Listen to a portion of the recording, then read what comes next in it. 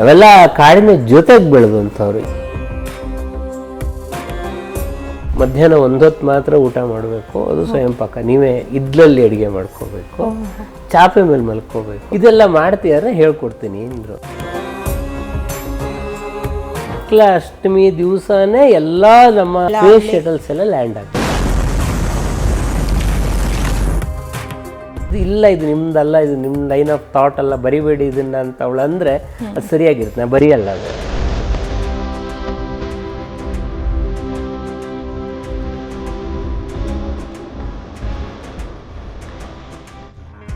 ನಮಸ್ಕಾರ NS ಶ್ರೀಧರ್ ಮೂರ್ತಿ ಅವರಿಗೆ. ನಮ್ಮ ಸ್ಪಾರ್ಕ್ ಇಗ್ನೈಟಿಂಗ್ ಮೈಂಡ್ಸ್ ಎಂಬ ಯೂಟ್ಯೂಬ್ ಚಾನೆಲ್ಗೆ ನಿಮಗೆ ಆದರದ ಸ್ವಾಗತ. ನೀವು ಮನೋಜ್ಞ ಸಾಹಿತಿಗಳು ಮತ್ತು ಚಿಂತಕರು, ವಿಮರ್ಶಕರು, ಕನ್ನಡಿಗರೆಲ್ಲ ಚಿರಪರಿಚಿತರಾದಂಥ ನಿಮ್ಮನ್ನು ಇವತ್ತು ನಮ್ಮ ಸ್ಪಾರ್ಕ್ ಇಗ್ನೈಟಿಂಗ್ ಮೈಂಡ್ಸ್ಗೆ ಬರಮಾಡಿಕೊಳ್ಳಲು ಬಹಳ ಸಂತೋಷ ಆಗ್ತಾ ಇದೆ, ಹೆಮ್ಮೆ ಅನ್ನಿಸ್ತಾ ಇದೆ. ನೀವು ಪಂಚಾಂಗದಿಂದ ಅರ್ಥಶಾಸ್ತ್ರದವರೆಗೂ ಮತ್ತು ಚಲನಚಿತ್ರದಿಂದ ಸಾಹಿತ್ಯದವರೆಗೂ ಮತ್ತು ಶೋಧನಾತ್ಮಕ ಬರವಣಿಗೆಯಿಂದ ಪತ್ರಿಕೋದ್ಯಮದವರೆಗೂ ನಿಮ್ಮ ಛಾಪ್ ಮೂಡಿಸಿದ್ದೀರಾ. So welcome sir, welcome to Spark Igniting Minds. ನಮಸ್ತೆ. ಸರ್, ನನ್ನ ಮೊದಲನೇ ಪ್ರಶ್ನೆ, ನೀವು ಬಾಲ್ಯದಿಂದಲೂ ಸಂಗೀತವನ್ನು ಕಲ್ತಿದ್ದೀರಾ, ಹಾಗೆಯೇ ನಿಮ್ಮ ತಂದೆಯವರಿಂದ ವೈಜ್ಞಾನಿಕ ವಿಚಾರತೆಯನ್ನು ಸಹ ನೀವು ಅಳವಡಿಸ್ಕೊಂಡಿದ್ದೀರಾ, ಹಾಗೆ ನಿಮ್ಮ ತಾಯಿಯಿಂದ ಓದಿನ ಬಗ್ಗೆ ಅಥವಾ ಪುಸ್ತಕದ ಬಗ್ಗೆ ಒಲವನ್ನು ಮೂಡಿಸ್ಕೊಂಡಿದ್ದೀರಾ. ಇದನ್ನೆಲ್ಲ ನೀವು ನಿಮ್ಮ ಸಾಹಿತ್ಯದಲ್ಲಿ ಹೇಗೆ ವ್ಯಕ್ತಪಡಿಸ್ತೀರಾ ಸರ್? ನನಗೆ ನಮ್ಮ ತಾತ ನೊಲೆನೂರು ಶಂಕರಪ್ಪ ಅಂತ ಹೇಳಿ, ಅವರು ಸಂಗೀತ ವಿದ್ವಾಂಸರು, ಕನ್ನಡ ವಿದ್ವಾಂಸರು, ಮತ್ತೆ ಭೂಗೋಳ ಶಾಸ್ತ್ರದಲ್ಲಿ ಕೂಡ ಸಾಕಷ್ಟು ಪರಿಣಿತಿಯನ್ನು, ಟೈಗರ್ ವರದಾಚಾರ್ಯ ಅವ್ರ ಜೊತೆ ನಾಟಕ ಮಾಡೋದಂತ. ನಮ್ಮ ತಂದೆ ಸಂಗೀತಗಾರರು ಮತ್ತು ಗಣಿತ ಕ್ಷೇತ್ರದಲ್ಲಿ ಬಹಳ ದೊಡ್ಡ ಹೆಸರನ್ನು ಮಾಡಿದವರು. ಅವರು ಚಿಕ್ಕಂದಿಲ್ಲೂ ಸಂಗೀತ ಪಾಠ ಮಾಡೋರು. ನಾನು ಸಂಗೀತ ತರಗತಿಯಲ್ಲಿ ಕೂತು ಯಾವತ್ತೂ ಕಲ್ತಿಲ್ಲ. ಬಾಲ್ಯದಲ್ಲೂ ಒಂದು ಸಂಗೀತದ ಬಗ್ಗೆ ತುಂಬಾ ವ್ಯಾಮೋಹ ಅನ್ನೋದು ಏನು ಇರಲಿಲ್ಲ. ಸಾಹಿತ್ಯದ ಕಡೆನೇ ನನ್ನ ಹೆಚ್ಚು ವ್ಯಾಮೋಹ ಇದ್ದಿದ್ದು. ಆದ್ರೆ ದಿನ ಬೆಳಗ್ಗೆ ಅವರು ಸಂಗೀತ ಪಾಠ ಮಾಡ್ತಾ ಇರೋದ್ರಿಂದ ಅದು ಅಯಾಚಿತವಾಗಿ ನನ್ನ ಕಿವಿ ಮೇಲೆ ಸಂಗೀತ ಬೀಳೋದು. ಅದು ಮುಂದೆ ನಾನು ಬೆಂಗಳೂರಿಗೆ ಬಂದ ಮೇಲೆ GK ವೆಂಕಟೇಶ್ ಅಂತ ಅವ್ರ ಜೊತೆಗೆ ಒಡನಾಟ ಬಂದ ಮೇಲೆ, ಅದು ನನ್ನ ಚಿತ್ರಗೀತೆಗಳ ಮೇಲೆ ಕೆಲಸ ಮಾಡೋದ್ಮೇಲೆ ಸಂಗೀತದ ಬಗ್ಗೆ ನಾನು ಹೆಚ್ಚು ಅಭ್ಯಾಸ ಮಾಡೋದಕ್ಕೆ ಶುರು. ನಮ್ಮ ತಂದೆ ಇದೇನು ಹಿಂದೂಸ್ತಾನಿ ಕರ್ನಾಟಕ ಯಾವುದು ಹೇಳ್ತಾ ಇದ್ರು ತಂದೆಯವರು? ಕರ್ನಾಟಕ. ಅವ್ರಿಗೆ ಹಿಂದೂಸ್ತಾನಿ ಗೊತ್ತಿತ್ತು, ಅವ್ರಿಗೆ ಗೊತ್ತಿತ್ತು. ಆಮೇಲೆ ಅವರು ಸಂಗೀತ ಕಚೇರಿಗಳನ್ನ ಮಾಡುವಾಗ, ಈಗ ಒಂದು ರಾಗ ಭೀಂಪಲಾಸ್ ಇಟ್ಕೊಂಡು ಏನಾದ್ರು ಒಂದು ಸಂಗೀತ ಕಚೇರಿ ಮಾಡಿದ್ರೆ ಭೀಂಪಲಾಸ್ ಒಂದು ಚಿತ್ರಗೀತೆನೂ ಹಾಡೋರು.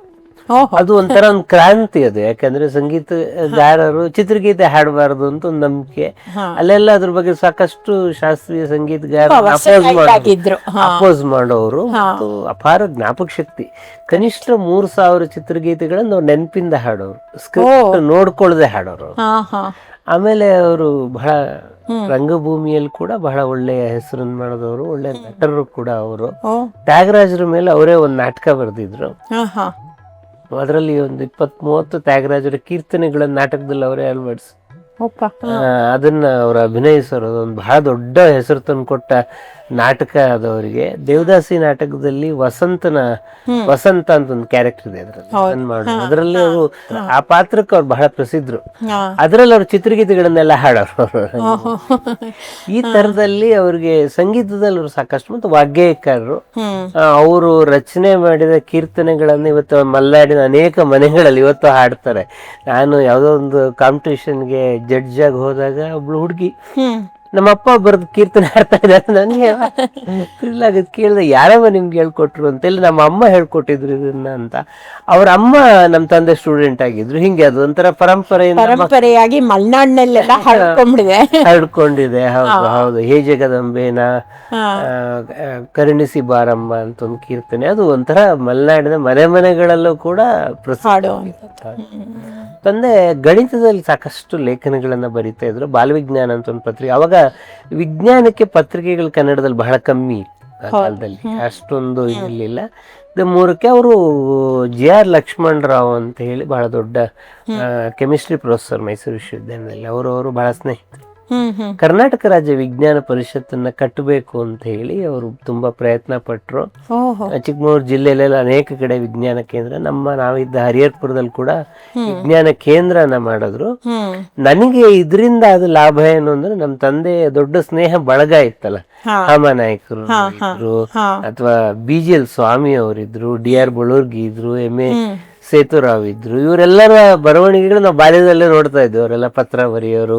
ಈ ತರದ ಇನ್ಫ್ಲೂಯೆನ್ಸ್ ನಂಗೆ ಬಾಲ್ಯದಲ್ಲೇ ಸಿಕ್ಕಿದ್ದು. ಹಾಗೇನೆ ಸರ್, ಈಗ ಮತ್ತೆ ತಾಯಿಯವರ ಇನ್ಫ್ಲೂಯೆನ್ಸ್ ಪುಸ್ತಕ ಓದೋದ್ರಲ್ಲ, ಅದು ನಮ್ಗೇನಾಯ್ತು ಅಂತಂದ್ರೆ, ನನ್ನ ದೊಡ್ಡಪ್ಪ NS ಚಿದಂಬರರಾವ್ ಅಂತ ಹೇಳಿ ಬಹಳ ದೊಡ್ಡ ಸಣ್ಣ ಕಥೆಗಾರ. 500ಕ್ಕೂ ಹೆಚ್ಚು ಕಥೆಗಳು ಅವ್ರದ್ದು ಪ್ರಕಟ ಆಗಿತ್ತು. ಚಿಕ್ಕವರದಾಗ ಯಾವ ಪತ್ರಿಕೆ ನೋಡೋರು ಅವ್ರ ಹೆಸರು ಬರೋದು. ನಾವು ಬಹಳ ಹೆಮ್ಮೆಯಿಂದ ನಮ್ ದೊಡ್ಡಪ್ಪ ಇವರು ಅಂತ ತೋರಿಸ್ತಾ ಇದ್ವಿ. ಹಾಗೆ ನಮ್ಮ ತಾಯಿಯ ತಂಗಿ GS ಸುಶೀಲಾದೇವಿ ಯಾರರಾವ್ ಅಂತ, ಅವರು ಕಥೆಗಾರರು, ಬರೆಯೋರು. ನಮ್ಗೆ ಸಾಹಿತ್ಯದ ನಂಗೆ ಸಾಹಿತ್ಯದ ಇನ್ಫ್ಲುಯೆನ್ಸ್ ಎಲ್ಲ ಸಿಕ್ಕಿದ್ದು ಅಲ್ಲಿ. ಸೊ ಅವ್ರು ಬರಿತಾ ಇದ್ದಿದ್ ನೋಡಿ ನಾವು ಬರಿಬೇಕು ಅಂತ ಹೇಳಿ ಆಸೆ. ನಮ್ ತಾಯಿ ಓದುವವರು ತುಂಬಾ, ಈಗ್ಲೂ ಅಷ್ಟೇ. ಅವ್ರಿಗೆ 84 ವರ್ಷ. ಬಹುಶಃ ನಾನು ಓದೋದಕ್ಕಿಂತ ಜಾಸ್ತಿ ಅವ್ರು ಓದ್ತಾರೆ. ಕಾದಂಬರಿ ಹಿಡ್ಕೊಂಡ್ರೆ ಮುಗಿಯೋವರೆಗೂ ಬಿಡೋದಿಲ್ಲ, ಅಷ್ಟು ಓದ್ತಾರೆ. ಅವರೇ ಒಂದ್ಸಲ ಬಹಳ ತಮಾಷೆಗಳಿದೆ, ಹೆಚ್ಚತ್ರ 1 ಲಕ್ಷ ಕಾದಂಬರಿ ಓದಿದ್ದೀನಿ ನಾನು ಅಂತ. ಅದು ಸತ್ಯನೂ ಇರ್ಬೋದು, ಅಷ್ಟು ಓದಿದ್ದಾರೆ ಅವರು. ನಮ್ಗೆ ಓದುವ ಹವ್ಯಾಸ ಬೆಳೆದಿದ್ದು ನಮ್ಮ ತಾಯಿಯಿಂದ. ಓಕೆ ಸರ್, ಹಾಗೆ ನೀವು ಪ್ರೊಫೆಸರ್ ಕೀರ್ತನಾಥ್ ಕುರ್ತಕೋಟಿ ಇವರ ಮಾರ್ಗದರ್ಶನದಲ್ಲಿ ನೀವು ಕೈಗೊಂಡ ಆಧುನಿಕ ಕನ್ನಡ ಸಾಹಿತ್ಯದ ಮರು ಓದಿನ ಯೋಜನೆ ಬಹಳಷ್ಟು ಜನರಿಗೆ ಮೆಚ್ಚುಗೆಯಾಗಿದೆ. ಸೊ ಬೆಳಕಿನ ಬೆರಗು ಮತ್ತು ಇನ್ನೊಂದು ಸಾಹಿತ್ಯ ಸಂವಾದ, ಈ 2 ವಿಮರ್ಶಾ ಸಂಕಲನಗಳನ್ನ ನೀವು ಬರೆದಿದ್ದೀರಾ. ಸೊ ಕನ್ನಡ ಸಾಹಿತ್ಯದ ಬಗ್ಗೆ ಒಂದು ಹೊಸ ತಿರುವನ್ನೇ ಕೊಟ್ಟಿದ್ದೀರಾ ಈ ಪುಸ್ತಕಗಳ ಮೂಲಕ. ಸೊ ಅದ್ರ ಬಗ್ಗೆ ಹೇಳುವುದಾದ್ರೆ ಏನ್ ಹೇಳ್ತೀರಾ? ಇದು ನನಗೆ ಈ ವಿಮರ್ಶೆ ಕಡೆ ಇಲ್ಲಿಂದ ದಾರಿ ಬಂತು ಅನ್ನೋದನ್ನ ಹೇಳ್ಬೇಕು.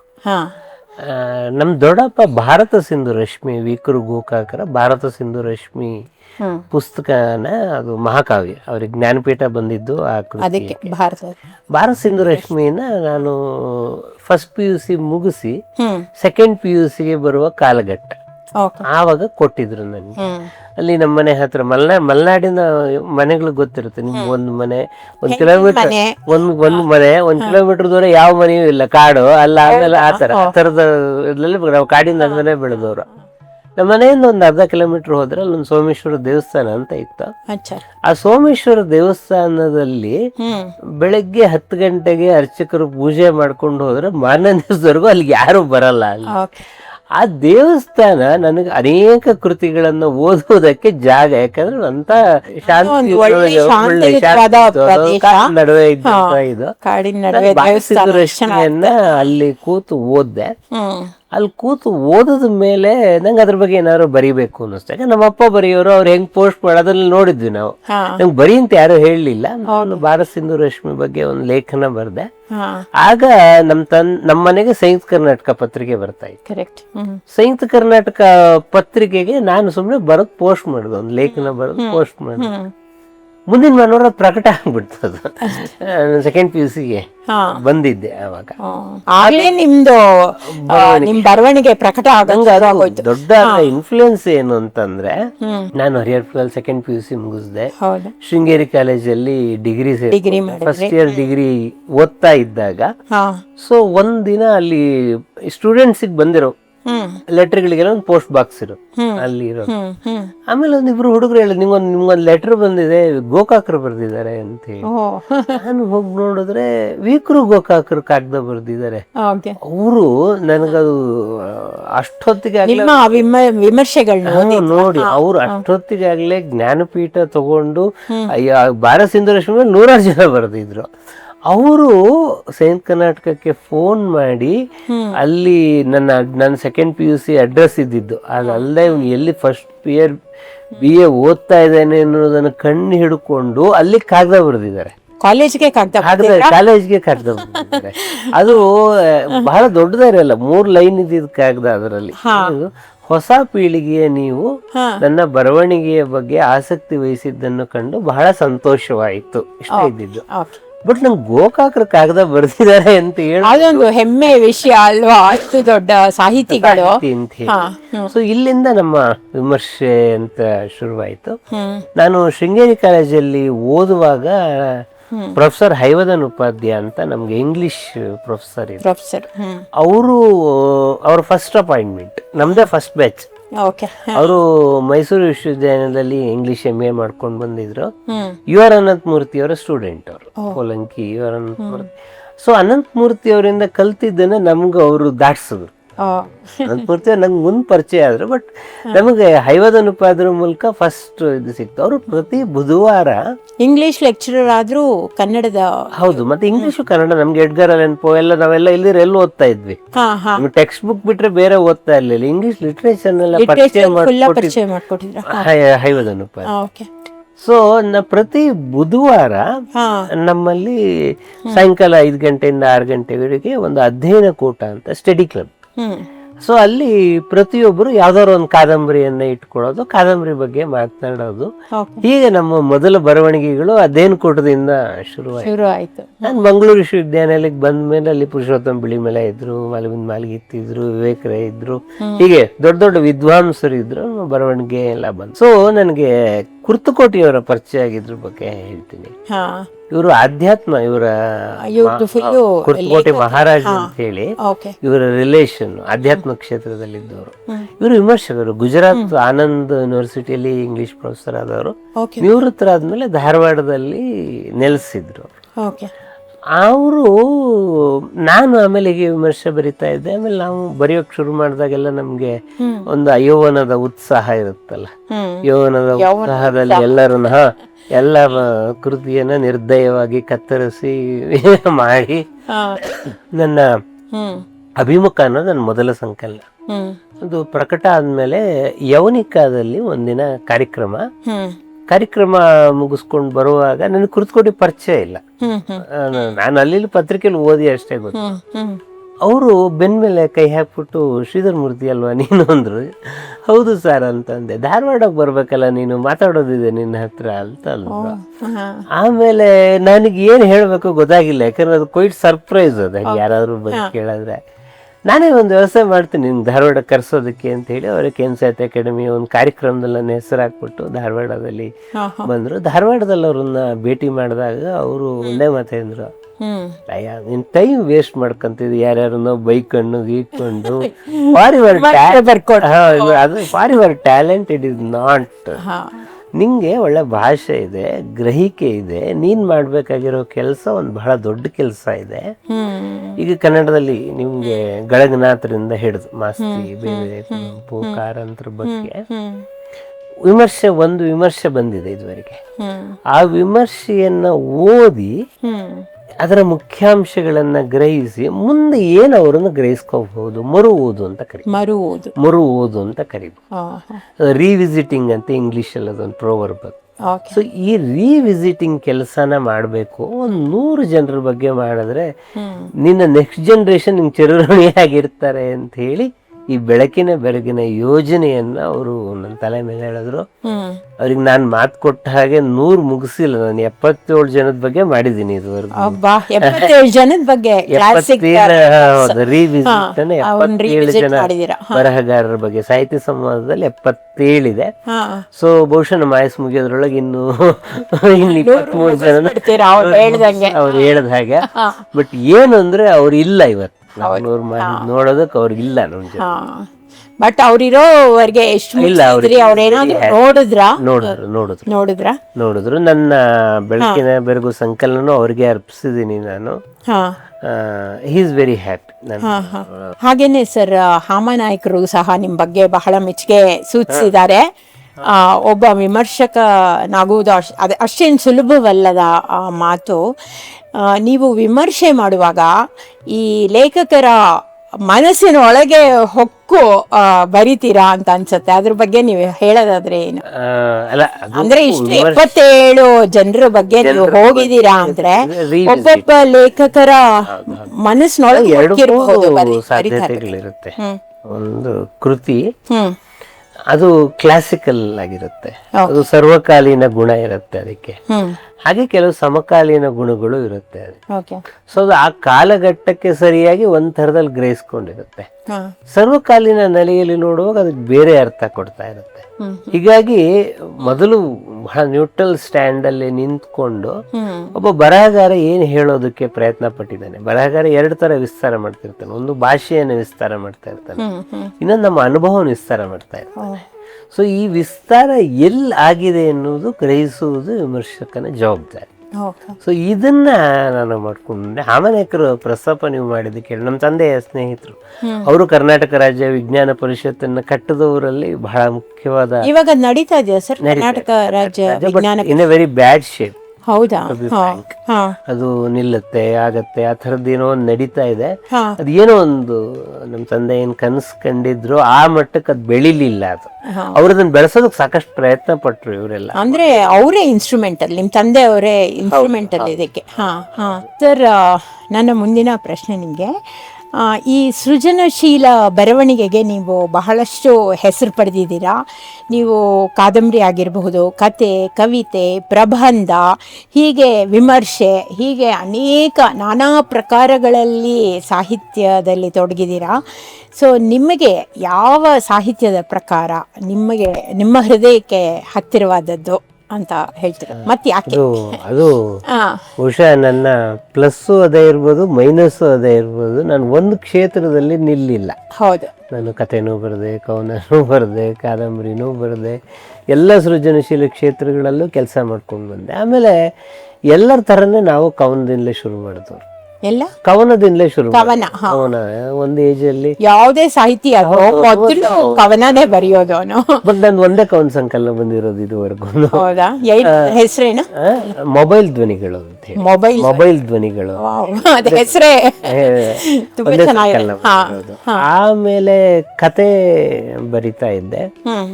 ಆಮೇಲೆ ನಂದು ವೃತ್ತಿ ಜೀವನದಲ್ಲಿ ಏನಾಯ್ತು ಅಂತಂದ್ರೆ, ನಾನು ಮಲ್ಲಿಗೆ ಎಡಿಟರ್ ಆದೆ, ಮಂಗಳ ಎಡಿಟರ್ ಆದೆ. ಅವೆಲ್ಲ ಕಥೆಯನ್ನು ಆಧರಿಸಿದಂತಹ ಪತ್ರಿಕೆಗಳು.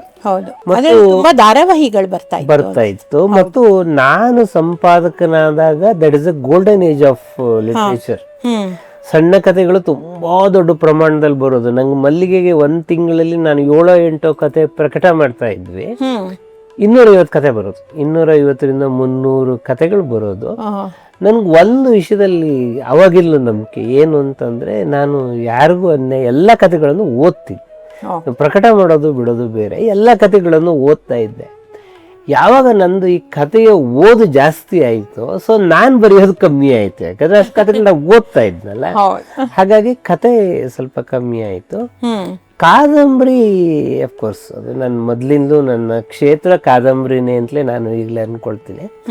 ಬಟ್ ಏನು ಅಂದ್ರೆ, ನಮ್ದು ಈ ಬಿಡುವಿರದ ಓಡಾಟದಲ್ಲಿ ಒಂದು ಕಾದಂಬರಿಯನ್ನ ಪಟ್ಟು ಹಿಡ್ಕೂದ್ ಬರೆಯಕ್ಕಾಗ್ತಾ ಇಲ್ಲ. ಎಷ್ಟೋ ಸಲ ಕಾದಂಬರಿಗಳು ಮನಸ್ಸಲ್ಲಿ ಇರುತ್ತೆ, ಬರೆಯೋಕ್ಕಾಗಿಲ್ಲ ನಂಗೆ ಕಾದಂಬರಿ. ಸೊ ನಿಮ್ಗೆ ಕಾದಂಬರಿನೇ ಅಚ್ಚುಮೆಚ್ಚು? ಹೌದು, ನನ್ನ ಕ್ಷೇತ್ರದಲ್ಲಿ ಕಾದಂಬರಿ. ಎಷ್ಟು ಕಾದಂಬರಿ ರಚಿಸಿದ್ದೀರಾ? 4. ಹಾಗೇನೆ ನಿಮ್ದು ತುಂಬಾ ಮೆಚ್ಚುಗೆ ಗಳಿಸಿದಂತಹ ಕಾದಂಬರಿ ಅಂದ್ರೆ ನಾದದ ನೆರಳು. ಸೊ ನೀವು ಇದರಲ್ಲಿ ಮಲೆನಾಡಿನ ಜನರ ನೋವನ್ನಾಗ್ಲಿ ನಿಲುವನ್ನಾಗ್ಲಿ ಬಹಳ ಚೆನ್ನಾಗಿ ಮೂಡಿ ಬಂದಿದೆ ಅಂತ ಬಹಳಷ್ಟು ಜನ ಹೇಳೋದನ್ನ ಕೇಳಿದ್ದೀನಿ. ಸೊ ಅವರ ನೋವಿಗೆ ನೀವು ಸ್ಪಂದಿಸಿದ್ದು ಇದ್ದೀರಾ. ಸೊ ನಿಮ್ಮ ಅಭಿಪ್ರಾಯದಲ್ಲಿ ಇದು ಈಗಿನ ಸಮಾಜಕ್ಕೆ ಯಾವ ಪಾಠವನ್ನು ಕಲಿಸುತ್ತೆ ಅಂತ? ಇದು ಈ ನಾದದ ನೆರಳು ಕಾದಂಬರಿಯನ್ನ ನಾನು ಮೊದಲು ಒಂದ್ಸಲ 2010 ಬರೆಯೋಕೆ ಶುರು ಮಾಡಿದೆ. ಶುರು ಮಾಡಿದಾಗ ಅದರಲ್ಲಿ ಮಲೆನಾಡು ಇರಲಿಲ್ಲ. ನಾನು ಮೊದಲ ಸಲ ಬರೆದಾಗ ಅದು ಶ್ರೀಚಕ್ರವನ್ನ ಮತ್ತು ಸಂಗೀತವನ್ನ ಪ್ರಧಾನವಾಗಿ ಇಟ್ಕೊಂಡಂತಹ ಕಾದಂಬರಿ. ಅದು ಒಂದು 600 ಪುಟ ಬರೆದ್ಬಿಟ್ಟೆ. 600 ಪುಟ ಬರೆದ ಮೇಲೆ ಎಚ್.ಎಸ್. ರಾಘವೇಂದ್ರ ರಾವ್ ಅಂತ ಬಹಳ ದೊಡ್ಡ ವಿಮರ್ಶಕರು, ಅವ್ರಿಗೆ ಕೊಟ್ಟೆ. ಅವ್ರು ಒಂದೇ ಮಾತಂದ್ರು, ನೀವು ಸಬ್ಜೆಕ್ಟ್ ತುಂಬಾ ಚೆನ್ನಾಗಿದೆ, ಅದು ಇಷ್ಟೊಂದು ಕ್ಯಾರೆಕ್ಟರ್ಗಳನ್ನ ಇಟ್ಕೊಂಡಿದ್ರೆ, ನಿಮ್ಗೆ ಇಷ್ಟೊಂದು ಕ್ಯಾರೆಕ್ಟರ್ ಇಟ್ಕೊಂಡ್ರೆ ದಡ ಸೇರ್ಸಕ್ಕಾಗಲ್ಲ, ಯಾರು ಮುಳುಗೋಗ್ತವೆ ಇವೆಲ್ಲ ಅಂತ. ಅದು ಹಂಗಾಯ್ತು. ನಂಗೆ ಮುಂದೆ ಅದನ್ನ ಮುಂದಕ್ಕೆ ತಗೊಂಡೋಗೋದು ಕಷ್ಟ ಆಯ್ತು. ಅದನ್ನ ಅಲ್ಲಿಗೆ ನಿಲ್ಲಿಸ್ಬಿಟ್ಟಿದೆ ಬಹಳ ವರ್ಷ. ಆಮೇಲೆ 2020ನೇ ಇಸ್ವಿನಲ್ಲಿ ಕರೋನಾ ಎಲ್ಲ ಕಡೆ ಕರೋನಾ ಬಂತು. ಕರೋನಾ ಬಂದಾಗ ನಾವು ಒಂದು ನಿಮಿಷನೂ ಮನೆಯಲ್ಲಿ ಇಲ್ಲದ ಇಡೀ ನಮ್ಮ ಜೀವನ ಚಕ್ರ ಒಂದ್ಸಲ ಸ್ಟಾಪ್ ಆಗೋಯ್ತು. ನಾವು ಮನೆಗೆ ಬೌಂಡ್ ಎಲ್ಲರಿಗೂ ಹಾಗೆ ಆಯ್ತು. ಆ ಸಂದರ್ಭದಲ್ಲಿ ಇನ್ನೊಂದು ಘಟನೆ ಏನ್ ನಡೀತು ಅಂತಂದ್ರೆ, ನಾನು ನಮ್ಮ ಡಿಗ್ರಿ ಆಗಿ ಎಷ್ಟೋ 30 ವರ್ಷ ಆಗಿ ಡಿಗ್ರಿ ಮರ್ತಾ ಬಿಟ್ಟಿದ್ವಿ ನಾವು. ನನ್ನ ಡಿಗ್ರಿ ಕ್ಲಾಸ್ಮೇಟ್ಸ್ ಎಲ್ಲ ಒಂದು ವಾಟ್ಸಪ್ ಗ್ರೂಪ್ ಮಾಡಿದ್ರು. ಸೊ ವಾಟ್ಸಪ್ ಗ್ರೂಪ್ ಮಾಡಿಬಿಟ್ಟು ಎಲ್ಲರೂ ಮನೆಯಲ್ಲಿ ಆರಾಮಾಗಿದ್ದ ಕಾಲ ಅದು ಕರೋನಾದಲ್ಲಿ, ಎಲ್ಲರೂ ಒಂದೊಂದು ಸ್ಟೋರಿ ಹಾಕೋರು. ಅಂದ್ರೆ ನಮ್ಗೆ ಅವ್ರೆಲ್ಲ ತುಂಬಾ ಜನದ ಕಾಂಟ್ಯಾಕ್ಟ್ ಹೋಗಿತ್ತು ಎಲ್ಲರದ್ದು. ಅವ್ರು ಏನೇನಾಗಿದ್ದಾರೆ, ಕೆಲಸ ಜನದ ಮಕ್ಳು ಮದುವೆ ಆಗಿತ್ತು, ಏನೇನೋ ಆಗಿದ್ರು ಜೀವನದಲ್ಲಿ. ಸೊ ನನಗೆ ಆ ಕಥೆಗಳನ್ನೆಲ್ಲ ನೋಡ್ತಾ ನೋಡ್ತಾ ನೋಡ್ತಾ ನಂಗೆ ಮಲೆನಾಡಿನ ಅನುಭವಗಳು, ನನ್ನ ಬಾಲ್ಯದ ಅನುಭವಗಳೆಲ್ಲ ಬಂತು. ಆಗ ಒಂದ್ಸಲ ಹಿಂಗೆ ಬೆಳಿಗ್ಗೆ ತಿಂಡಿ ತಿನ್ನುವಾಗ ನನ್ನ ಹೆಂಡತಿ ಹತ್ರ ಅಂದೆ, ಆ ಕಾದಂಬರಿ ಅವಳಿಗೆ ಬಹಳ ಇಷ್ಟ ಆಗಿತ್ತು. ನಾನು ಮೊದಲು ಬರೆದ ಕಾದಂಬರಿಲಿ ಇಟ್ಲೀಸ್ಟ್ ಮಂಗಳ ಅಂತದ್ರ ಹೀರೋಯಿನ್, ಆ ಕ್ಯಾರೆಕ್ಟರ್ ಒಳಗೆ ಬಹಳ ಇಷ್ಟ ಆಗಿತ್ತು. ಅದು ನೀವು ಅದನ್ನ ಮುಂದುವರಿಸಿದ ನಾನು ಅವಳ ಹತ್ರ ಹೀಗೆ ಮಾತಾಡುವಾಗ ಹೇಳಿದೆ, ಸೊ ಈಗ ಮಲೆನಾಡು ಇಟ್ಕೊಂಡು ಅದನ್ನ ಬದಲಾಯಿಸೋಣ ಅಂತ ಇದ್ದೀನಿ ಆ ಚಿತ್ರನ, ಬೆಂಗಳೂರು ಬೇಡ ಅಂದ್ರೆ. ಅದು ನೋಡಿ ನನಗೆ, ನಾನು ಮಲೆನಾಡನ್ನ ಇಟ್ಕೊಂಡು ಅದನ್ನ ಬದಲಾಯಿಸ್ತೀನಿ ಅಂತ ಅನ್ನುವಾಗ ನಂಗೆ ಅದೊಂದು ಆಲ್ಮೋಸ್ಟ್ ಒಂದು 15 ದಿನದಲ್ಲಿ 200 ಪುಟ ಬರೆದ್ಬಿಟ್ಟೆ. ಸೊ 2 ಚಾಪ್ಟರ್ ಆಗೋಯ್ತು. ಸೊ ನಂಗೆ ಆ ಎಸೆನ್ಸ್ ಇಟ್ಕೊಂಡಿದ್ದೆ. ಶ್ರೀಚಕ್ರ ಸಂಗೀತ ಎರಡು ಇದೆ. ಮಲೆನಾಡು 3ನೇ ಆಯಾಮವಾಗಿ ಸೇರ್ಕೊಳ್ತಾ ಇದೆ. ಮಲೆನಾಡಿನ ಬಗ್ಗೆ ನಾವೆಲ್ಲ ಪಶ್ಚಿಮ ಘಟ್ಟ ಉಳಿಸಿ ಚಳುವಳಿಯಲ್ಲಿ ಇದ್ದವರು, ಸಹ್ಯಾದ್ರಿಯನ್ನು ಉಳಿಸಿ ತುಂಗಾಮಲ ಉಳಿಸಿ ಚಳುವಳಿಯಲ್ಲಿ ಇದ್ದವರು. ಈ ಸಂದರ್ಭದಲ್ಲಿ ಕಸ್ತೂರಿ ರಂಗನ್ ವರದಿ ಬಂದಿತ್ತು. ಸೊ ಕರ್ನಾಟಕದ 10 ಜಿಲ್ಲೆಯ 1533 ಗ್ರಾಮಗಳು ಸ್ಥಳಾಂತರ ಆಗ್ಬೇಕು ಅಂತ ಇತ್ತು. ಇದು ಮಲೆನಾಡಿಗರಿಗೆ ಮೂಲಭೂತವಾದ ಪ್ರಶ್ನೆ. ಸೊ ನಮ್ಗೆ ಇಲ್ಲಿ ಬೆಂಗಳೂರಲ್ಲಿ ಕುತ್ಕೊಂಡು ಒಂದು ಮರ ಹೋಯ್ತು ಅನ್ನೋದು ಒಂದು ದೊಡ್ಡ ಇಶ್ಯೂ ಆಗಲ್ಲ, ಆದ್ರೆ ಮಲೆನಾಡಿನಲ್ಲಿ ಒಂದು ಮರ ಹೋಯ್ತು ಅನ್ನೋದು ಎಕೋಲಾಜಿಕಲ್ ಬ್ಯಾಲೆನ್ಸ್ ಅನ್ನೋದ್ರ ಒಂದು ಬಹಳ ದೊಡ್ಡ, ಅದು ನಾನು ಕಣ್ಣಾರೆ ನೋಡಿದ ಘಟನೆಗಳು. ಮಲೆನಾಡಿನ ಕೃಷಿಕರ ಸಮಸ್ಯೆಗಳಿದೆಯಲ್ಲ, ಮತ್ತು ಅರಣ್ಯದ ಸಮಸ್ಯೆ, ಅವೆಲ್ಲ ಕಾಡಿನ ಜೊತೆಗೆ ಬೆಳೆದಂಥವ್ರು. ಈಗ ನಾವು ಮಲೆನಾಡಿಗೆ ಹೋದ್ರೆ ಎಷ್ಟು ಕಾಡು ಕಮ್ಮಿ ಆಗ್ತಾ ಇದೆ ಏನೋ ಆ ತನಕ ನಮ್ಮನ್ನ ಕಾಡುತ್ತೆ. ಆಮೇಲೆ ಬಹಳ ಜನಕ್ಕೆ ಅರ್ಥ ಮಾಡ್ಕೊಳ್ದೇ ಇರೋದು, ಪಶ್ಚಿಮ ಘಟ್ಟ ಅನ್ನೋದು ಇಡೀ ದಕ್ಷಿಣ ಭಾರತದ ಶ್ವಾಸಕೋಶ. ಅದು ನೀವು ಪಶ್ಚಿಮ ಘಟ್ಟ ಹಾಳು ಮಾಡಿದ್ರೆ ಇಡೀ ದಕ್ಷಿಣ ಭಾರತ ಹಾಳಾಗೋಗುತ್ತೆ. ಇಟ್ಕೊಳ್ಳುವಾಗ ಒಂದು ಬಹಳ ಮುಖ್ಯವಾದ ಪ್ರಶ್ನೆ, ಇದು ಕಾನೂನಿಗೆ ಸಂಬಂಧಪಟ್ಟ ಪ್ರಶ್ನೆ. ಅದು ನಾನು ಕಾದಂಬರಿಲಿ ಇದನ್ನು ಪರಿಶೀಲನೆ ಮಾಡೋಕೆ ಪ್ರಯತ್ನ ಪಟ್ಟಿದ್ದೀನಿ. ಈ ನಮ್ಮಲ್ಲಿ ಒಂದ್ಸಲ ಕುದುರೆಮುಖ ಐರನ್ ಓರ್ ಸ್ಟಾಪ್ ಆದ್ಮೇಲೆ ಅದನ್ನ ಅಭಯಾರಣ್ಯ ಅಂತ ಘೋಷಣೆ ಮಾಡಿ, ಅಭಯಾರಣ್ಯವನ್ನು ಘೋಷಣೆ ಮಾಡಿ ಅಲ್ಲಿನ ಮೂಲ ನಿವಾಸಿಗಳನ್ನೆಲ್ಲ ಎತ್ತಂಗಡಿ ಮಾಡೋಕ್ ಶುರು ಮಾಡ. ಆ ಮೂಲ ನಿವಾಸಿಗಳೇ ಮೂಲತಃ ಕಾಡನ್ನು ಉಳಿಸ್ದಂಥವ್ರು. ಇವ್ರನ್ನ ಎತ್ತಂಗಡಿ ಮಾಡಿ ನೀವು ಯಾರ್ಯಾರಿಗೆ ಆಧಾರ ಇದೆಯೋ, ಅಥವಾ ಅವಾಗ ಆಧಾರ ಇಲ್ಲಲ್ಲ, ನೀವು ಜಮೀನ್ ಪತ್ರ ಇದೆಯೋ ಅಂತಂದ್ರೆ ಅವ್ರ ಕಾಡಲ್ಲಿದ್ದ ಜನ, ಅವ್ರ ಹತ್ರ ಯಾವ ಜಮೀನ್ ಪತ್ರ ಇರೋದಕ್ಕೆ ಸಾಧ್ಯ.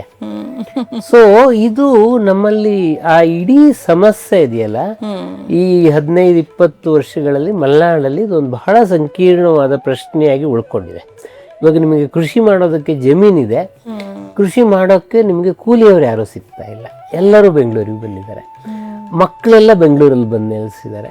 ಅಂದ್ರೆ ಮುಂದೆ ಮಲೆನಾಡು ಏನಾಗಬಹುದು?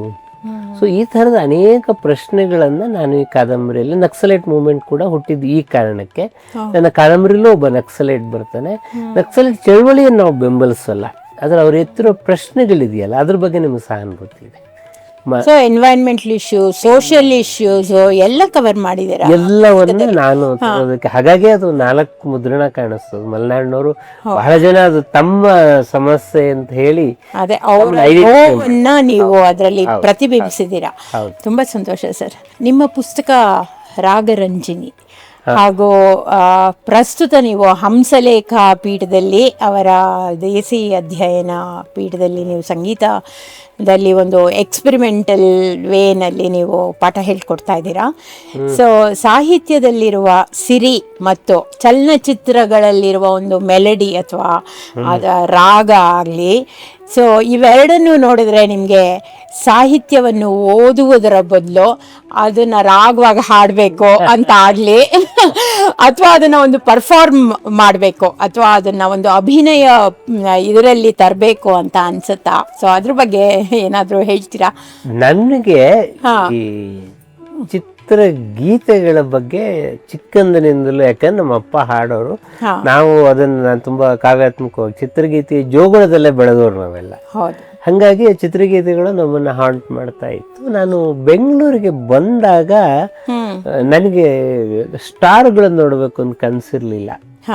ಈ ಆರ್ ಎನ್ ಜಯಗೋಪಾಲು, ಚಿ ಉದಯಶಂಕರ್, ವಿಜಯ ಚಿತ್ರಗೀತೆಗಳಿಗೆ ಯಾರ್ಯಾರು ಶ್ರೀನಿವಾಸು ಇಂಥವ್ರು ನೋಡ್ಬೇಕು ಅಂತ ಹೇಳಿ ನನ್ನ ಮೊದಲ ಇಂಟ್ರಾಕ್ಷನ್ ಉದಯಶಂಕರ್. ಡಾಕ್ಟರ್ ವಿಜಯ ಅಂತ ಹೇಳಿ ಹಿರಿಯ ಪತ್ರಕರ್ತರು, ಅವ್ರನ್ನ ಕೇಳಿದೆ ನಾನು ಉದಯಶಂಕರ್ ನೋಡ್ಬೇಕು ಅಂತ ಹೇಳಿ. ಉದಯಶಂಕರ್ ಹೋಟೆಲ್ ಜನಾರ್ದನ್ ಇರ್ತಾರೆ, 233ನೇ ರೂಮಲ್ಲಿ ಆರಾಮಾಗಿ ಸಿಗ್ತಾರೆ ಅಂತ ಹೇಳಿ ಹೇಳಿದ್ರು. ನಾನು ಹೋಗಿ 233ನೇ ನಂಬರ್ ಬರೀತಿದ್ರು, ಸೊ 233ನೇ ನಂಬರ್ನ ರೂಮ್ ಬೆಲ್ ಪ್ರೆಸ್ ಮಾಡಿದೆ. ಉದಯಶಂಕರ್ ಬಾಗಲ್ ತೆಗೆದ್ರು. ನಮ್ಗೆ ನಾವೆಲ್ಲ ಹಳ್ಳಿಯಿಂದ ನಮ್ಗದೊಂದು ದೊಡ್ಡ ಸರ್ಪ್ರೈಸ್ ಉದಯಶಂಕರ್ ಅಂತ. ಎಷ್ಟು ಬೇಗ ಉದಯಶಂಕರ್ ಹತ್ರ ಆಗೋದ್ರು ನನ್ಗೆ ಅಂದ್ರೆ, ನಾವು ಮೊದಲನೇ ಮೀಟಿಂಗ್ ನಲ್ಲೇ ಬಹಳ ವರ್ಷದ ಪರಿಚಿತರೇನು ಅನ್ನುವ ಥರದಲ್ಲಿ ಆತ್ಮೀಯರಾಗ್ತಾ ಹೋದ್ವಿ. ಆಮೇಲೆ ಒಂದ್ ದಿವಸ ನಾವೆಲ್ಲ ಅವಾಗೆಲ್ಲ ಮೊಬೈಲ್ ಗಿಬೈಲ್ ಎಲ್ಲ ಇಲ್ಲ, ಲ್ಯಾಂಡ್ಲೈನು, ಮತ್ತು ನಾವೆಲ್ಲ ಬ್ಯಾಚುಲರ್ಸ್ ಇನ್ನು ಮದುವೆ ಆಗಕ್ಕೆ ಮುಂಚೆ. ಸೊ ಮನೆಗೆಲ್ಲ ಅವರು ಫೋನ್ ಹಾಕ್ಸ್ಕೊಳ್ಳೋ ಅಗತ್ಯ ಇರಲಿಲ್ಲ, ಯಾಕಂದ್ರೆ ಅವನು ಆಫೀಸಲ್ಲೇ ಜಾಸ್ತಿ ಓದ್ತಿರ್ತಾ ಇದ್ವಿ. ನಾನು ಒಂದಿನ ಆಫೀಸ್ಗೆ ಹೋಗೋ ಅಷ್ಟೊತ್ತಿಗೆ ಉದಯಶಂಕರ್ 6 ಸಲ ಫೋನ್ ಮಾಡ್ಬಿಟ್ಟಿದ್ರು ಮನೆಗೆ. ನಾನು ವಾಪಸ್ ಮಾಡಿದೆ. ಅವನು ಜನಾರ್ದನದಲ್ಲಿದ್ದೀನಿ ಬಾ ಅಂತ ಅಂದರು. ಸೊ ಅಲ್ಲಿ ಹೋದರೆ ಅವರು ನೋಡಿ, ನನ್ನ 60ನೇ ವರ್ಷಕ್ಕೆ ಒಬ್ಬರು ಚಿತ್ರಗೀತೆ ಮೇಲೆ ಒಂದು ಪುಸ್ತಕ ತರ್ತಾರಂತೆ. ಪ್ರತಿ ಹಾಡಿಂದ ಹಿನ್ನೆಲೆ ಹೇಳ್ತೀನಿ, ನೀನು ಬರ್ಕೋ, ಅದೊಂದು ಪುಸ್ತಕ ಮಾಡೋಣ ಅಂತಂದರು. ಸೊ ಇದು ನನಗೆ ಹಾಡಿನ ಬಗ್ಗೆ ಬರೆಯೋದಕ್ಕೆ ಕಾರಣ ಆಗಿದ್ದು ಈ ಘಟನೆ. ಬಟ್ ಮುಂದೆ ಗೊತ್ತಿದೆ, ಉದಯಶಂಕರ್ 60ನೇ ವರ್ಷ ನೋಡ್ಲೇ ಇಲ್ಲ, ಇತಿಹಾಸ ಪೂರ್ತಿ. ಹೌದು, ಹಾಡಿನ ಕಥೆಗಳನ್ನ ಅವ್ರು ಹೇಳಕ್ಕೆ ಮಾಡಿದ್ರು. ಉದಯಶಂಕರ್ 60ನೇ ವರ್ಷ ನೋಡ್ಲೇ ಇಲ್ಲ, 55ನೇ ವರ್ಷಕ್ಕೆ ಅವ್ರು ಹೋದ್ರು ಅವರು. ಬಟ್ ಆದ್ರೆ ಇದು ಮುಂದುವರ್ಕೊಂಡು ಬಂತು ನನಗೆ. ಅದೇ ಒಂದು ನಿಮ್ಗೆ ಒಂದು ಪ್ರೇರಣೆ ಆಯ್ತು. ನನಗೆ ಒಂದು ಕಾರ್ಯರೂಪಕ್ಕೆ ಏನ್ ಬಂದಿದ್ದು ಆರ್ ಎನ್ ಜಯಗೋಪಾಲ್ ಅವ್ರ ಜೊತೆ. ಆರ್ ಎನ್ ಜಯಗೋಪಾಲ್ ಅವ್ರನ್ನ ನಾನು ಈಗ ಆಕಾಶವಾಣಿನಲ್ಲಿ ಒಂದ್ಸಲ ಸಂದರ್ಶನ ಮಾಡುವಾಗ ನಾನು ಒಂದ್ಸಲ ಪ್ರಶ್ನೆ ಕೇಳಿದೆ. ಅವ್ರೊಂದು ಚಿತ್ರಗೀತೆ ಇದೆ, ಮೈತ್ರಿಯ ವೀಣೆ ಮಿಡಿದ ಮಧುರನಾದಕ್ಕೆ ಹಾಕಿದೆ ನೀ ಅನುರಾಗದ ರಾಗ ಮಾಲಿಕೆ. ಇಷ್ಟು ದೊಡ್ಡ ಇಮೇಜು. ಪ್ರಶ್ನೆ ಕೇಳಿದೆ, ಸರ್ ಇಷ್ಟು ದೊಡ್ಡ ಇಮೇಜ್ ಚಿತ್ರಗೀತೆಯಲ್ಲಿ ತರ್ಬೋದು ನಿಮ್ಗೆ ಹೆಂಗ ಅನ್ನಿಸ್ತು ಅಂತ. ಜಯಗೋಪಾಲ್ ಹೇಳಿದ್ರು, ನೀವು ಇದನ್ನ ಲಿಟ್ರೇಚರ್ ದೃಷ್ಟಿಯಿಂದ ಕೇಳ್ತಾ ಇದ್ದೀರಾ, ಚಿತ್ರಗೀತೆಯ ಪೊಯಿಟಿಕ್ಸ್ ಬೇರೆ ಅಂತ ಹೇಳಿ. ನಾನು ಲೈವಲ್ಲಿದ್ದೆ, ನನಗೆ ಜುಮ್ ಅಂತ ಹೋಗೋಯ್ತು. ಅಂದ್ರೆ ನಾವು ಯಾರು ಚಿತ್ರಗೀತೆ ಒಂದು ಪೊಯಿಟಿಕ್ಸ್ ಇದೆ ಅಂತ ಯೋಚನೆ ಮಾಡಿಲ್ಲ. ಹೌದು. ಆಮೇಲೆ ನಾನ್ ಜಯಗೋಪಾಲ್ನ ಕೇಳಿದೆ. ಸೊ ಅಲ್ಲಿಂದ ಅದು ಜಯಗೋಪಾಲ್ ಜೊತೆಗಿನ ಯಾನ ಶುರುವಾಯ್ತು. ಸುಮಾರು 800 ಪುಟಗಳ ಡಿಕ್ಟೇಷನ್ ಅವ್ರ ಹತ್ರ ತಗೊಂಡಿದ್ದೀನಿ ನಾನು. ಅವ್ರದ್ದು 800 ಪುಟ. ಅದನ್ನ ನಾವೊಂದು 250 ಪುಟದ ಪಲ್ಲವಿ ಅನುಪಲ್ಲವಿ ಅವರ ಜೀವನ ಚರಿತ್ರೆಯನ್ನು ಮಾಡಿದ್ವಿ. ನನಗೆ ಆಮೇಲೆ ಇನ್ನೊಬ್ರು ಅಂತಹ ಅದ್ಭುತ ಪರಿಣಾಮ ಬೀರಿದವರು ಸಂಗೀತ ನಿರ್ದೇಶಕ ಜಿ ಕೆ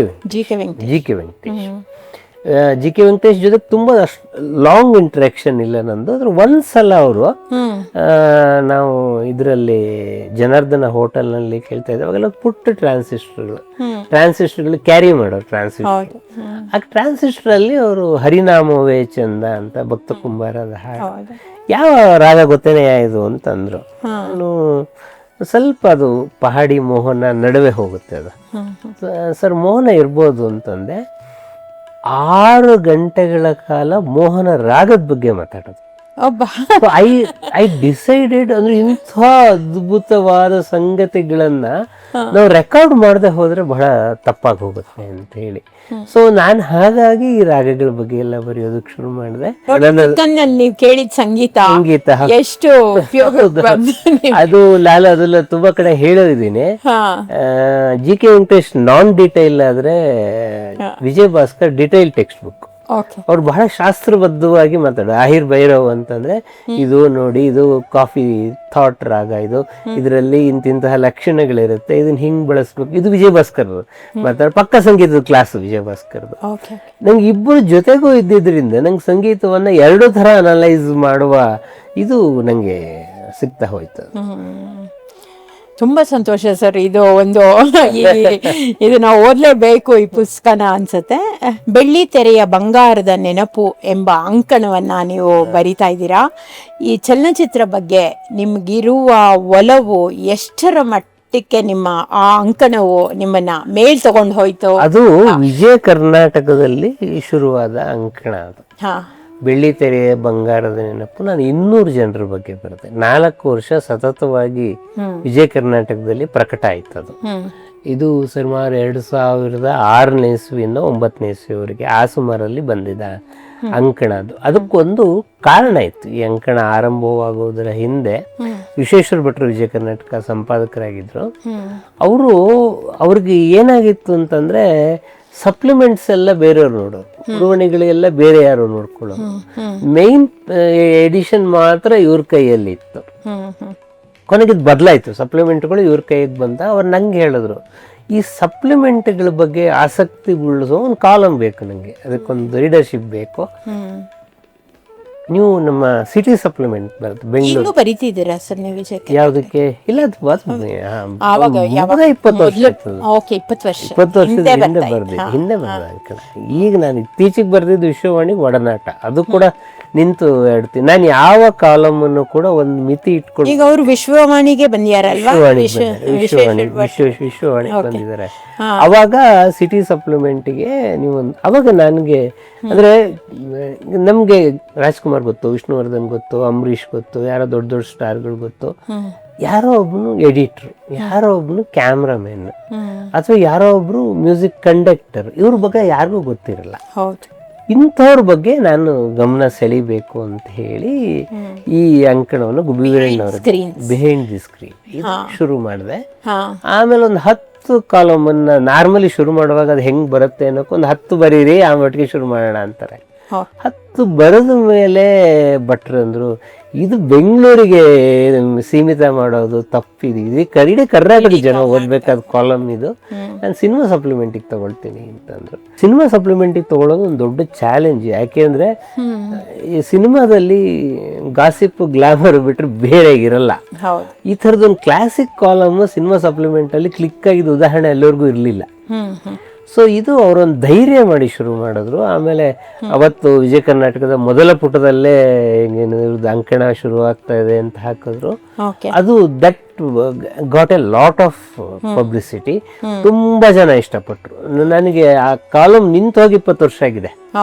ಇವತ್ತಿಗೂ ನನ್ನ ಆ ಕಾಲಮ್ ಇಂದ ನೆನಪು ಮಾಡ್ಕೊಳ್ಳೋ ಜನ ಇದ್ದಾರೆ. ಎಲ್ಲ ಸಿಕ್ಕರೆ ಸರ್ ನಿಮ್ದು ಆ ಕಾಲಮ್ ತುಂಬಾ ಅದ್ಭುತವಾಗಿ ಬರ್ತಾ ಇತ್ತು ಅಂತ ಹೇಳಿ ನಾನೇ ಭಟ್ರಿಗೆ ಹೇಳಿದ್ದೆ, ಸರ್ ನಾನು 200ಕ್ಕೆ ನಿಲ್ಲಿಸ್ತೇನೆ, ನಾನು 200 ಜನದ ಬಗ್ಗೆ ಬರೀತೀನಿ ಅಂತ ಹೇಳಿ. ತುಂಬಾ ಈ ಮ್ಯಾಗಝಿನ್ಗಳಿಗೆ ಲೈಕ್ ಸಂಚಯ, ಮಂಗಳ, ಮಲ್ಲಿಗೆ ಮುಂತಾದ ಅನೇಕ ಸಂಚಿಕೆಗಳಲ್ಲಿ ಕೆಲಸ ಮಾಡಿದ್ದೀರಾ. ವಿಜಯವಾಣಿಲೂ ಸಹ ನಿಮ್ಮ ವಿಶೇಷ ಪುರವಣಿ ಅತ್ಯಂತ ಮೆಚ್ಚುಗೆ ಪಡೆದಂಥ ಒಂದು ಮತ್ತು ಅದು ಹೊಸ ದಾಖಲೆಯನ್ನೇ ಸೃಷ್ಟಿ ಮಾಡ್ತು ಅಂತ ಹೇಳಬಹುದು. ಅದಕ್ಕೆ ಪ್ರೇರಣೆ ಯಾರು? ನಾನು ಪತ್ರಿಕೋದ್ಯಮಕ್ಕೆ ಬಂದಿದ್ದು ಬಹಳ ಆಕಸ್ಮಿಕ. ನಾನು MA ಮಾಡಿದ್ದು ಎಕನಾಮಿಕ್ಸ್.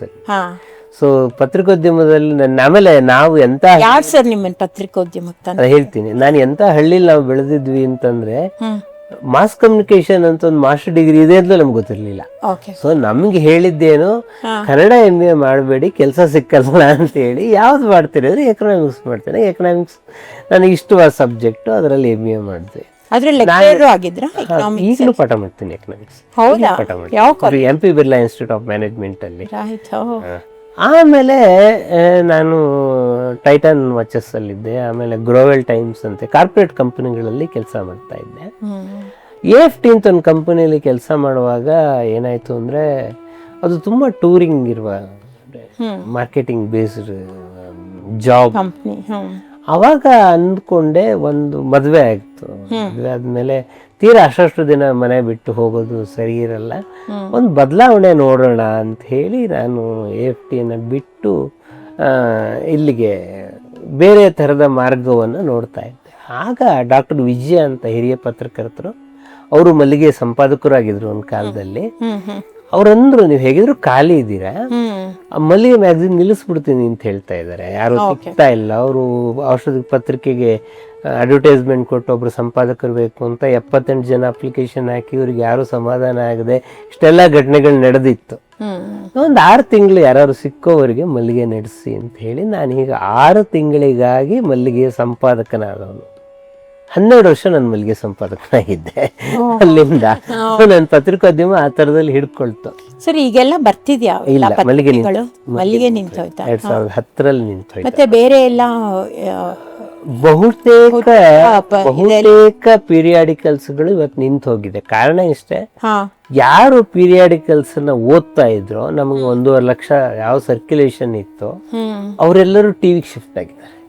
ಇವತ್ತು ಮೆಗಾ ಸೀರಿಯಲ್ ನೋಡ್ತಿರೋರು ಇವರು.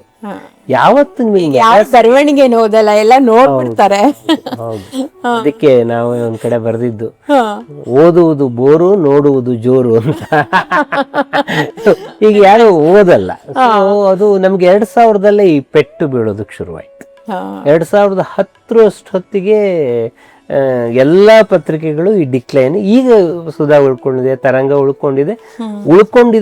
ರೀಸನ್, ಸುಧಾ ಜೊತೆ ಪ್ರಜಾವಾಣಿ ಇದೆ, ಡೆಕ್ಕನ್ ಹೆರಾಲ್ಡ್ ಇದೆ, ಅದರ ಬೆನ್ನ ಮೇಲೆ ಇದು ಕುತ್ಕೊಂಡು ಹೋಗ್ತಾ ಇದೆ, ಹಿನ್ನೆಲೆಯಲ್ಲಿ ಇದು ಹೋಗ್ತಾ ಇದೆ ಅಷ್ಟೇ. ಆಮೇಲೆ ನಾನು ಮಂಗಳಕ್ಕೆ ಬಂದೆ, ಮಂಗಳ ಸಂಪಾದಕನಾಗಿದ್ದೆ. ಮಂಗಳ ಅಂತೂ ಪೂರ್ತಿ ಜನಪ್ರಿಯತೆಯನ್ನು ಆಧರಿಸಿದ ಪತ್ರಿಕೆ ಅದು. ಧಾರಾವಾಹಿಗಳು 6 ಧಾರಾವಾಹಿಗಳನ್ನ ಹಾಕ್ತಾ ಇದ್ವಿ ನಾವು ಮಂಗಳದಲ್ಲಿ ನಂಗೆ ಸಾಕಷ್ಟು ಅವಕಾಶ ಮಾಡೋದು ಸಿಕ್ತು. ನಂಗೆ ಮಂಗಳ ಎಡಿಟರ್ ಆದಾಗ ನಾನು ಸರ್ಕ್ಯುಲೇಷನ್ ಮತ್ತು ಅಡ್ವರ್ಟೈಸ್ಮೆಂಟ್ ಎರಡನ್ನೂ ನೋಡ್ಕೊಳ್ತಾ ಇದ್ದೆ ಎಡಿಟೋರಿಯಲ್ ಜೊತೆಗೆ. ಅಂದ್ರೆ ನಂಗೊಂದು ಪತ್ರಿಕೆಯ ಪೂರ್ಣ ಹಿಡಿತ ಸಿಕ್ಕಿದ್ದು ಮಂಗಳದಲ್ಲಿ. ಕಾರಣ ಮಲ್ಲಿಗೆನಲ್ಲಿ ಅದಕ್ಕೆಲ್ಲ ಬೇರೆ ಡಿಪಾರ್ಟ್ಮೆಂಟ್ಗಳು ಇರೋದು.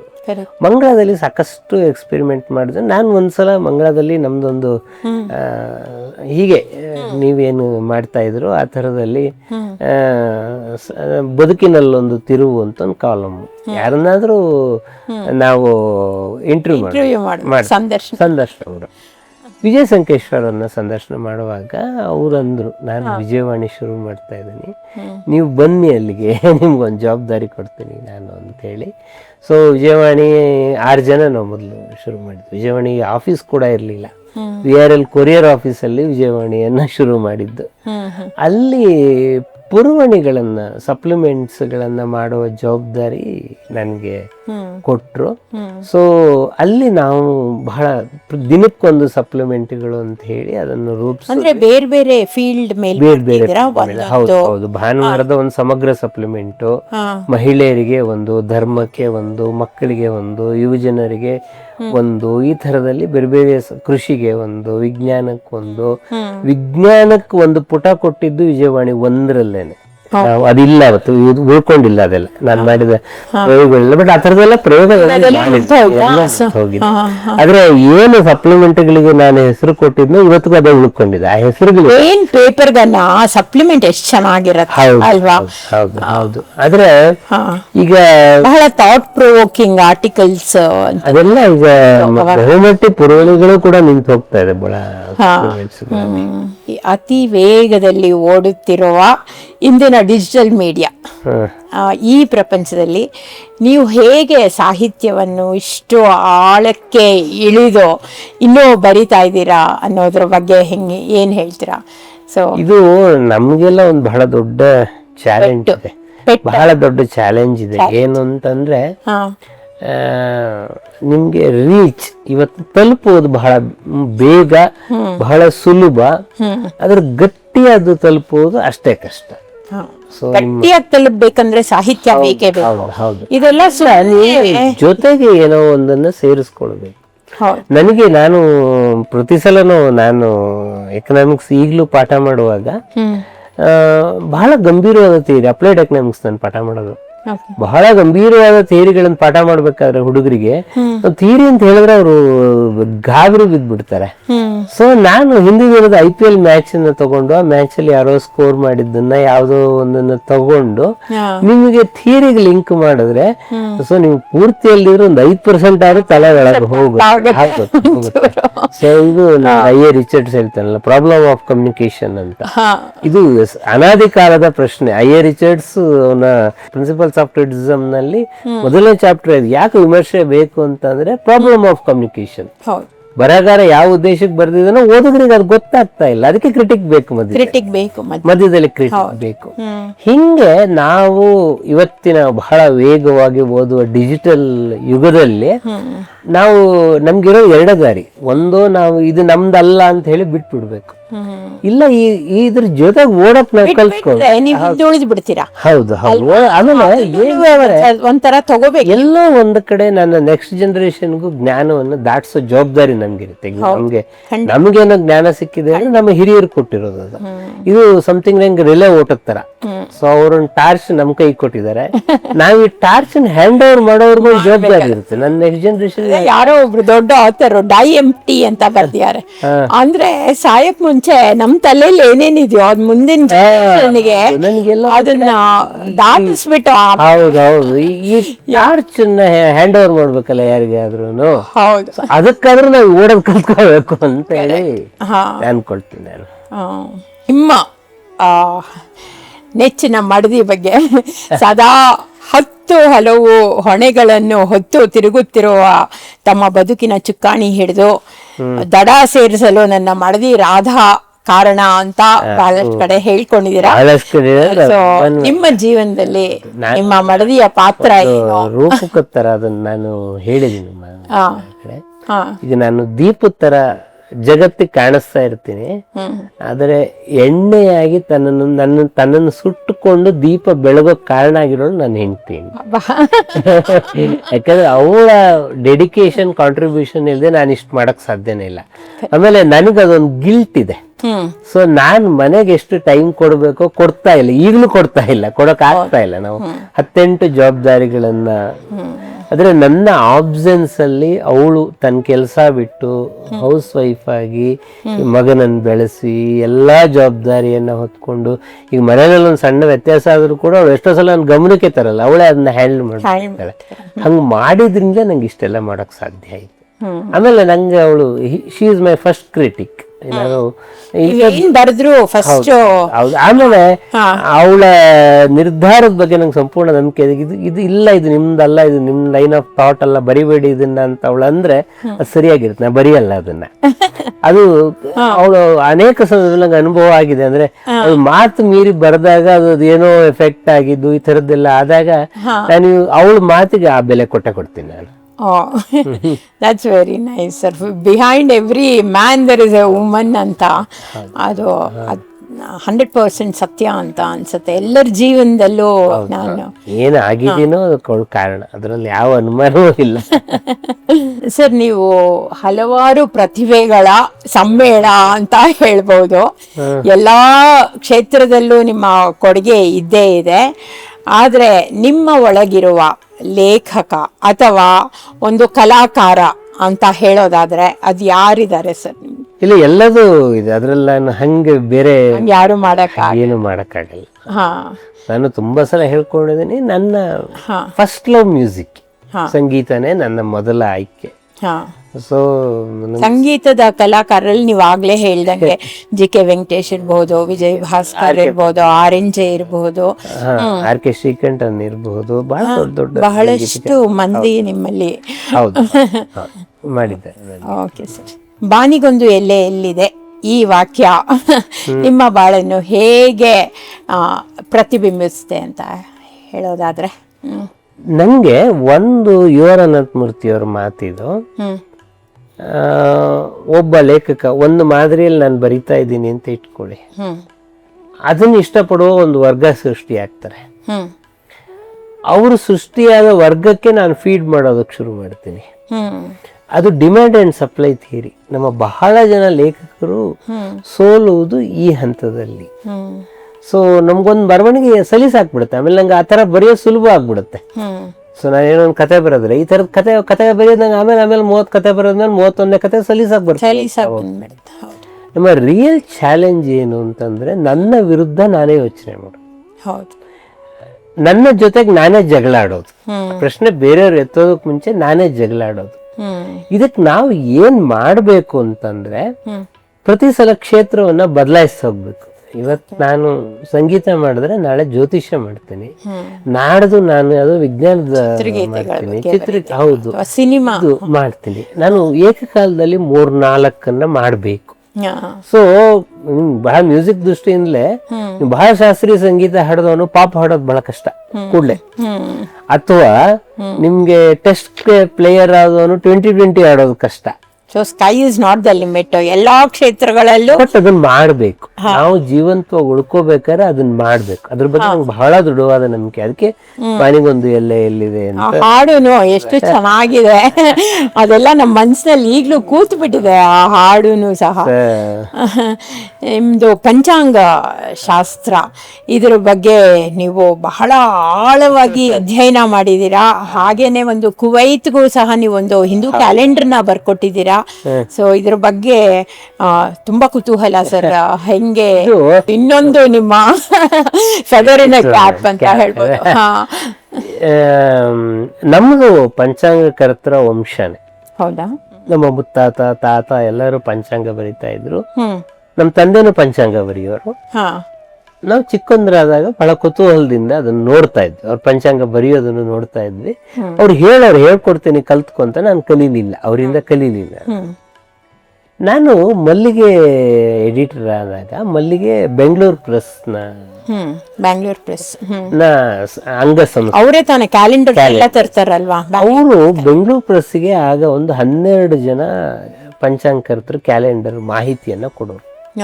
ಅದರಲ್ಲಿ ಒಬ್ರು ಪಾರಂಪಳ್ಳಿ ನರಸಿಂಹ ಅಡಿಗ ಅಂತ ಹೇಳಿ, ಅವರು ರಾಜಾಜಿನಗರಲ್ಲಿ ಇದ್ರು. ಸೊ ನಮ್ಮ ಮನೆ ಮಲ್ಲೇಶ್ವರಂ ಅಲ್ಲಿ ಇತ್ತು.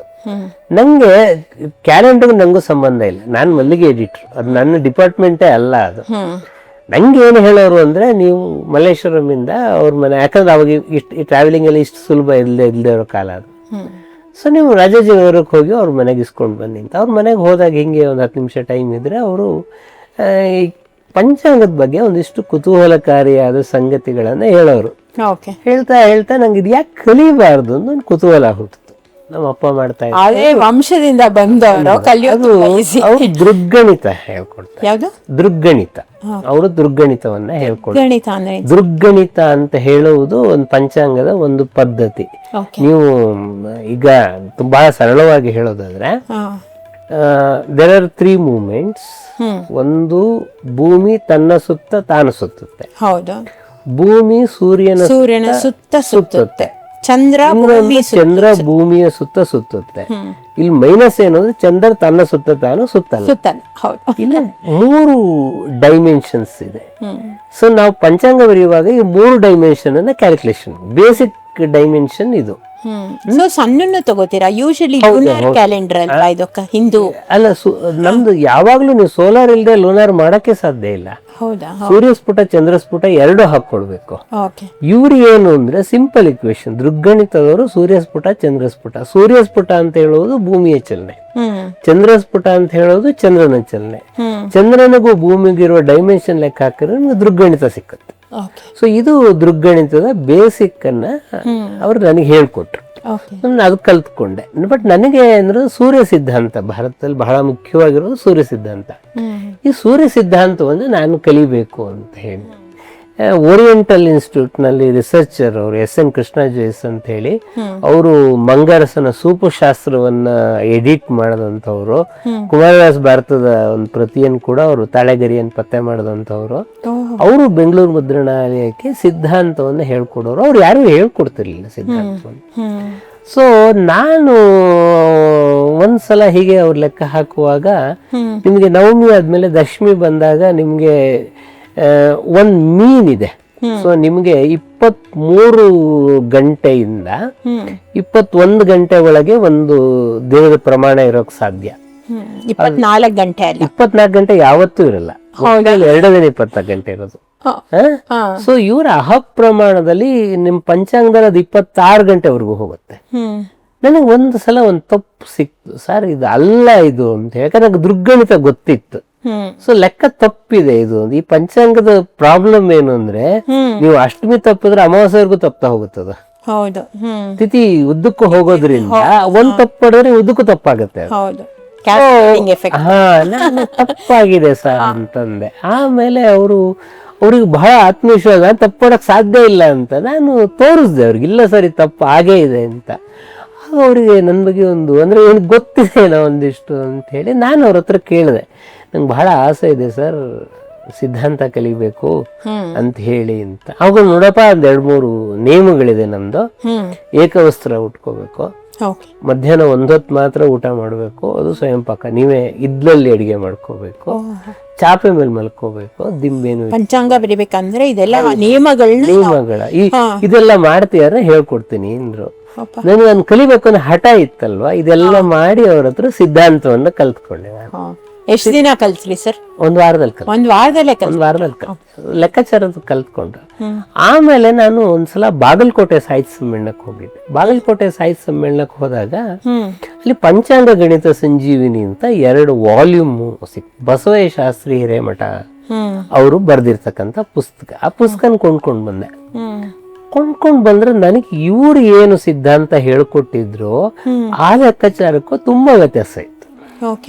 ಅದು ಹೆಂಗೆ ಇದು ಹಂಗಾರೆ ಇದು ಯಾವ ಲೆಕ್ಕಾಚಾರ ಅಂತ ಹೇಳಿ ಗದಗಲ್ಲಿದ್ರು ಬಸವಯ್ಯ ಶಾಸ್ತ್ರಿ ಹಿರೇಮಠ. ನಾನೊಂದು ಬಸ್ ಹತ್ಕೊಂಡು ಗದಗಿಗೆ ಹೋದೆ.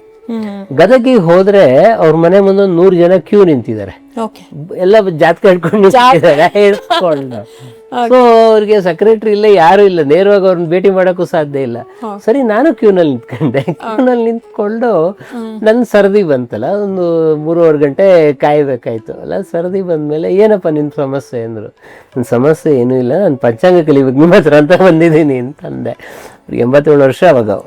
ಅವರ ಕಣ್ಣಲ್ಲಿ ಹೊಳಪು ನೋಡ್ಬೇಕಿತ್ತು. ನಾನು ಇನ್ನು 3 ದಿನ ಯಾರಿಗೂ ಭವಿಷ್ಯ ಹೇಳೋದಿಲ್ಲ, ಯಾರೋ ಹುಡುಗ ಪಂಚಾಂಗ ಕಲಿತೀನಿ ಬಂದಿದ್ದೇನೆ, ನಾವು ಅವನಿಗೆ ಪಾಠ ಹೇಳ್ಕೊಡ್ತೀನಿ ನಾನು. ಇದು ದಾಂತೆ ಮೆಥಡ್. ಈಗ ನಮ್ಮಲ್ಲಿ ಪಂಚಾಂಗ ಲೆಕ್ಕ ಹಾಕೋಕೆ ಇರೋದು 2 ಮೆಥಡ್. ನೀವು ಒಂದು ಕ್ಯಾಲ್ಕುಲಸ್ ಅನ್ನು ಬಳಸ್ತೀರಾ, ಇಲ್ಲ ಆಲ್ಜಿಬ್ರಾ ಬಳಸ್ತೀರಾ. 2 ಮೆಥಡ್ ಇರೋದು. ಒಂದು ಲಬ್ಧಕ ಮಹರ್ಷಿಯಿಂದ ಬಂದಿರೋದು, ಇನ್ನೊಂದು ಆರ್ಯಭಟೀಯದಿಂದ ಬಂದಿರೋದು. ಇದು ಲಬ್ಧಕ ಮಹರ್ಷಿಯ ಮೆಥಡ್ ಅನ್ನ ಬಸವಯ್ಯ ಶಾಸ್ತ್ರಿ ಹಿರೇಮಠರು ಮಾಡ್ತಾ ಇದ್ದು. ಉತ್ತರ ಕರ್ನಾಟಕದಲ್ಲಿ ಅದು ದಾಂತೆ ಪಂಚಾಂಗ. ದಾಂತೆ ಪಂಚಾಂಗದಲ್ಲಿ ಇದಿರೋದು. ನಾನು ಕುತೂಹಲಕ್ಕೆ ಇದನ್ನು ಕಲ್ತ್ಕೊಂಡೆ. ನಾನು ಈ ಮೆಥಡ್ ಅನ್ನು ಕಲ್ತ್ಕೊಂಡೆ. ಅಂದ್ರೆ ಗೊತ್ತಿರ್ಬೇಕಲ್ಲ ಮೆಥಡ್ ಅಂತ ಹೇಳಿ.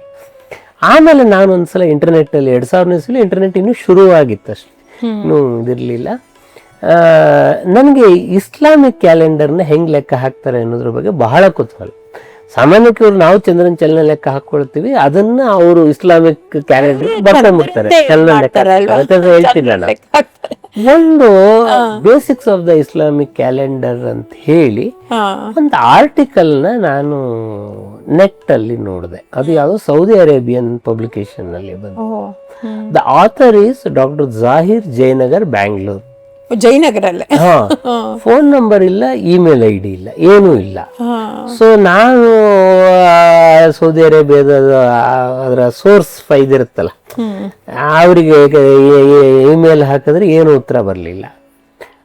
ಯಾರು ಇವರು ಜಾಹಿರ್, ಇವ್ರನ್ನ ಹಿಡಿಬೇಕಲ್ಲ ನಾನು ಅಂತ ಹೇಳ್ಬಿಟ್ಟು ಜಯನಗರದಲ್ಲಿ ಕ್ರಾಸ್ ಇಲ್ಲ, ಮೇನ್ ಇಲ್ಲ, ಬರೀ ಜಯನಗರ. ಅದೇ ದೊಡ್ಡ ಏರಿಯಾ ಜಯನಗರ.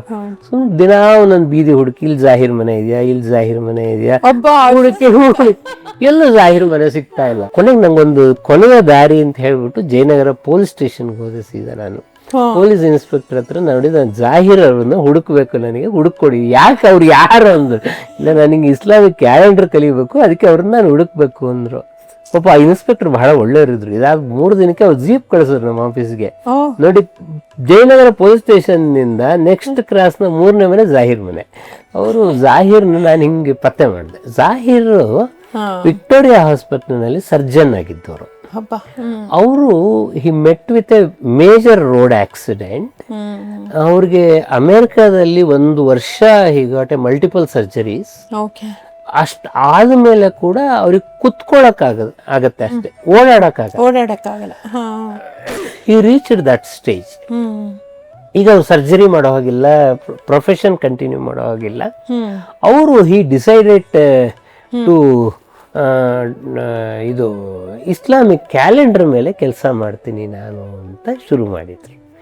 ಹೀಗೆ ನಾನು ಇಸ್ಲಾಮಿಕ್ ಅವಾಗ ನನಗೆ ನಾವು ಏನ್ ತಪ್ಪು ಮಾಡಿ ನಾವೇನ್ ಅನ್ಕೊಂಡಿದ್ವಿ, ನಾವು ಚಂದ್ರಮಾನ ಲೆಕ್ಕ ಹಾಕೊಳ್ತೀವಿ. ನಮ್ಗೆ ಏನಂತಂದ್ರೆ ಅಮಾವಾಸ್ಯೆ ಮುಗಿದ ಕೂಡಲೇ ಪಾಡ್ಯ.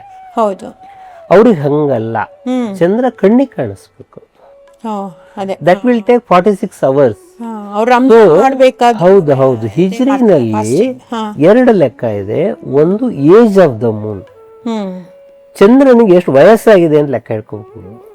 ಇನ್ನೊಂದು ಡೈರೆಕ್ಷನ್ ಆಫ್ ದ ಮೂನ್.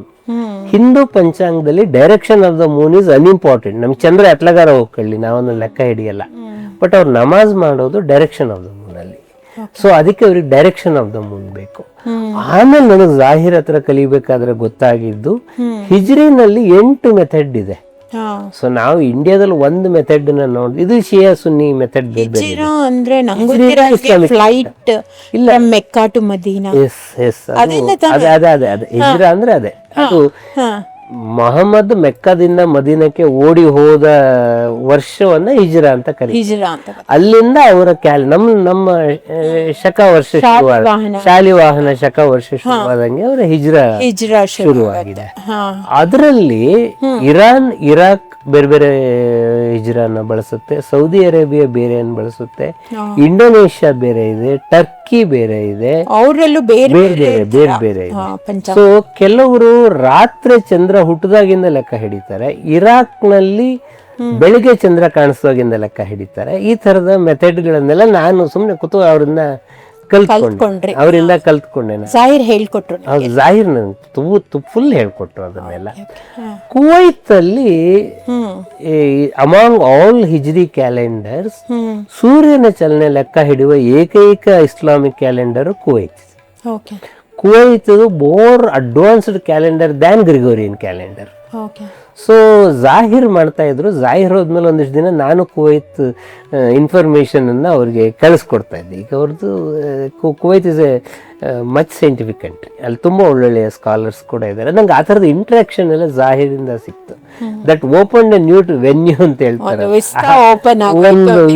ಒಂದು ವಿಸ್ತಾ ಓಪನ್ ಆಯ್ತು. ನಾನು ಹಾಗೇನೆ ಬೌದ್ಧ, ಜೈನ ಈ ಕ್ಯಾಲೆಂಡರ್ಗಳನ್ನು ಕೂಡ ಕಲ್ತ್ಕೊಂಡೆ ನಾನು. ಅಂದ್ರೆ ಒಂದಕ್ಕೊಂದಕ್ಕೆ ಏನ್ ಸಂಬಂಧ ಇದೆ ಅಂತ. ಆಮೇಲೆ ನನಗೆ I much interested about the history of the calendar. So Egyptian calendar ಹೆಂಗ್ ಶುರು ಆಯ್ತು, ಚೈನೀಸ್ ಕ್ಯಾಲೆಂಡರ್ ಹೆಂಗ್ ಶುರು ಆಯ್ತು, ಬ್ಯಾಬಿಲೋನಿಯನ್ ಕ್ಯಾಲೆಂಡರ್ ಹೆಂಗ್ ಶುರು ಆಯ್ತು, ರೋಮ್ ಕ್ಯಾಲೆಂಡರ್ ಹೇಗೆ ಶುರು ಆಯ್ತು. ಸೊ ನನಗೆ ಸುಮಾರು ನಾನೀಗ ಒಂದು ಕ್ಯಾಲೆಂಡರ್ ಕತೆ ಒಂದು ಪುಸ್ತಕ ಬರೀತಾ ಇದ್ದೀನಿ. ಅದ್ರಲ್ಲಿ ನಾನು ಈ ಇತಿಹಾಸನೆಲ್ಲ ದಾಖಲೆ ಮಾಡೋದು. ಪ್ರತಿಯೊಂದು ಕ್ಯಾಲೆಂಡರ್ಗೂ ಒಂದೊಂದು ಇತಿಹಾಸ ಇದೆ. ನಮ್ಮ ಪಂಚಾಂಗಕ್ಕೆ ಮಾತ್ರ ಇತಿಹಾಸ ಇಲ್ಲ. ಮತ್ತು ನೀವು ರಾಷ್ಟ್ರೀಯ ಪಂಚಾಂಗ ಮಾಡುವ ಸಂದರ್ಭ ಡೈರೆಕ್ಷನ್ ಆಫ್ ಮೂನ್ ಅದು ಇದು ಹೇಳಿದ್ರೆ ಹಿಜಿರಾ ಅವರು, ನಾವು ಹಿಂದೂ ಕ್ಯಾಲೆಂಡರ್ ಪ್ರಕಾರ ಮೂನ್ ನಲ್ಲಿ ಏನ್ ನೋಡ್ತೀವಿ ಮೂನಿಂದ ಅರ್ಥಿಗೆ ಡಿಸ್ಟೆನ್ಸ್ ನೋಡ್ತೀವಿ. ಒಂದು ಏನು ಅಂತಂದ್ರೆ Indian method of calculation is, so will write ಆರ್ಯಭಟನಿಂದ ಶುರುವಾಗಿದೆ ನಮ್ದು ಗೋಲ ಪದ್ಧತಿ ಅಂತ ಹೇಳಿ. ಸೊ ಮೊದ್ಲೊಂದು ಸರ್ಕಲ್ ಹಾಕೊಂಡು 12 ಡಿಗ್ರಿಗೆ ಒಂದೊಂದು ತಿಥಿ ಹಾಕೊಂಡ್ ಬರ್ತೀವಿ.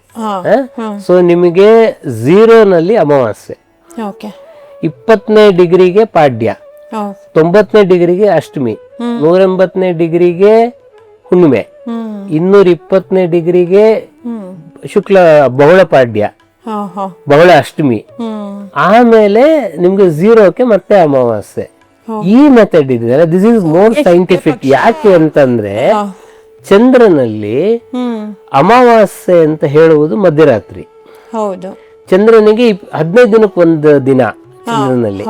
ಸೊ ನಿಮಗೆ ಶುಕ್ಲ ಅಷ್ಟಮಿ ಇದೆಯಲ್ಲ, ಶುಕ್ಲ ಅಷ್ಟಮಿ ಎನ್ನುವುದು ಬೆಳಗಿನ ಜಾವ ಚಂದ್ರನಿಗೆ.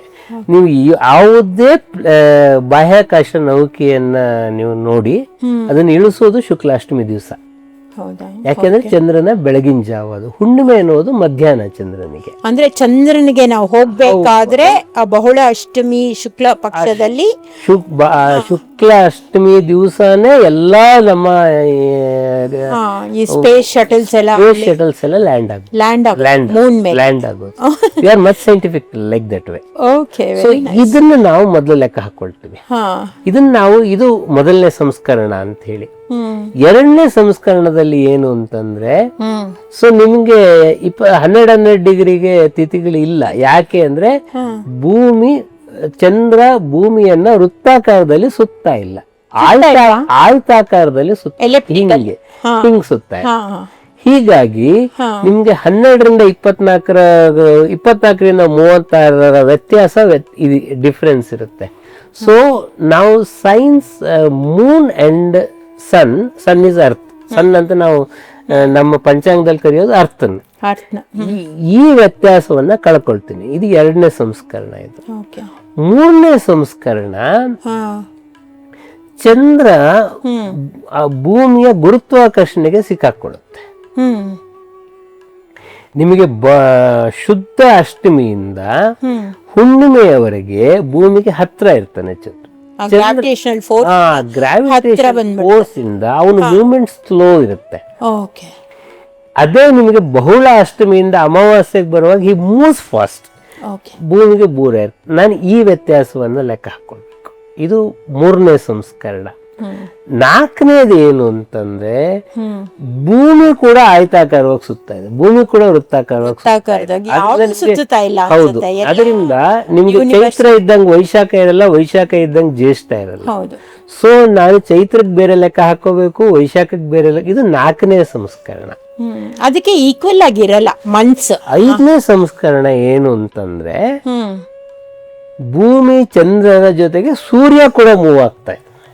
ಸೊ ನಾನು ಸೂರ್ಯ ಸ್ಟೇಷನರಿ ಅಲ್ವಾ ಸರ್? ಸೂರ್ಯ ಸ್ಟೇಷನರಿ ಇಲ್ಲ, ಸೂರ್ಯನೂ ಮೂವ್ ಆಗ್ತಾನೆ. ಅವನ ಆಕ್ಸಿಸ್ ಮೇಲೆ ಮೂವ್ ಆಗ್ತಾನಲ್ವಾ? ಅಲ್ಲ, ಅವನು ಇಡೀ ತಾರಾಮಂಡಲದ ಜೊತೆಗೆ ಅವನು ಮೂವ್ ಆಗ್ತಾನೆ. ಸೊ ನಮ್ಮ ಭೂಮಿನೂ ಅದ್ರ ಜೊತೆಗೆ ಈ ಡಿಫರೆನ್ಸ್ ಕೂಡ ನಾವು ಲೆಕ್ಕ ಹಾಕೊಳ್ಬೇಕು. ಸೊ ಈ 5 ಸಂಸ್ಕರಣ ಆದ್ಮೇಲೆ ನಿಮಗೆ ಇದಕ್ಕೆ ಶುದ್ಧ ಚಂದ್ರ ಅಂತ ಹೇಳ್ತಾರೆ. ಶುದ್ಧ ಚಂದ್ರ ಸಿಕ್ಕುತ್ತೆ. ಇದಕ್ಕೆ ಚಂದ್ರ ಸ್ಫುಟ ಅಂತ ಹೇಳ್ತಾರೆ. ಈ ತರದಲ್ಲಿ ಸೂರ್ಯ ಸ್ಫುಟವನ್ನ ಮಾಡ್ಕೋಬೇಕು. ಚಂದ್ರ ಸ್ಫುಟ ಅಂದ್ರೆ ತಿಥಿ, ಸೂರ್ಯ ಸ್ಫುಟ ಅಂದ್ರೆ ನಕ್ಷತ್ರ. ಈ ತರದಲ್ಲಿ ಪಂಚಾಂಗ. ಇದು ಮೂಲಭೂತವಾಗಿ ನಾನು 5 ಸಂಸ್ಕರಣ ಹೇಳಿದ್ನಲ್ಲ, ಕೆಲವರಿಗೆ 4 ಮಾಡಿದ್ರು ಸಾಕು, ಕೆಲವರಿಗೆ 3 ಮಾಡಿದ್ರು ಸಾಕು. ಅಂದ್ರೆ ನಿಮ್ಗೆ ಶಾರ್ಟ್ ಕಟ್ಗಳಿದೆ. ಬಟ್ ಥಿಂಗ್ ಈಸ್, ನೀವು ಸೂರ್ಯ ಸಿದ್ಧಾಂತದಲ್ಲಿ 5 ಸಂಸ್ಕರಣಗಳನ್ನ ಮಾಡ್ಲೇಬೇಕು. ಮಾಡಿದ್ರೆ ಕ್ಯಾಲ್ಕುಲಸ್ ಬೇಸ್ಡ್. ಅದೇ ಎರಡೇ ನಮ್ಮಲ್ಲಿ ಇರೋದು. ಒಂದು ಆಲ್ಜಿಬ್ರಾ ಬೇಸ್ಡ್, ಇನ್ನೊಂದು ಕ್ಯಾಲ್ಕುಲಸ್ ಬೇಸ್ಡ್. ಆರ್ಯಭಟಿಯ ಭಾಸ್ಕರಾಚಾರ್ಯ, ಆರ್ಯಭಟಿಯ ಬರ್ದಿದ್ರು. ಭಾಸ್ಕರಾಚಾರ್ಯ ಸೂತ್ರ ರೂಪದಲ್ಲಿ ಈಕ್ವೇಶನ್ ಅನ್ನು ನಾವೇನ್ ಬಳಸ್ತಾ ಇದ್ವಿ ಅದು ಭಾಸ್ಕರಾಚಾರ್ಯ ಕ್ಯಾಲ್ಕುಲಸ್ ಅಲ್ಲಿ ಮಾಡಿರೋದು. ಲಬ್ಧಕ ಮಹರ್ಷಿ ಮಾಡಿರುವುದು ಆಲ್ಜಿಬ್ರಾ ಮೆಥಡ್. ಭಾರತದಲ್ಲಿ ಇರೋದೇ 2 ಪದ್ಧತಿ. ಇವರು 58 ಪಂಚಾಂಗ ಸರ್. ಆಲ್ಜಿಬ್ರಾ ಕ್ಯಾಲ್ಕುಲಸ್ಗೂ ನಮ್ಮ ಪಂಚಾಂಗಕ್ಕೂ ಎಷ್ಟು ತಾಳಮೇಳ ಅಲ್ವಾ ಸರ್?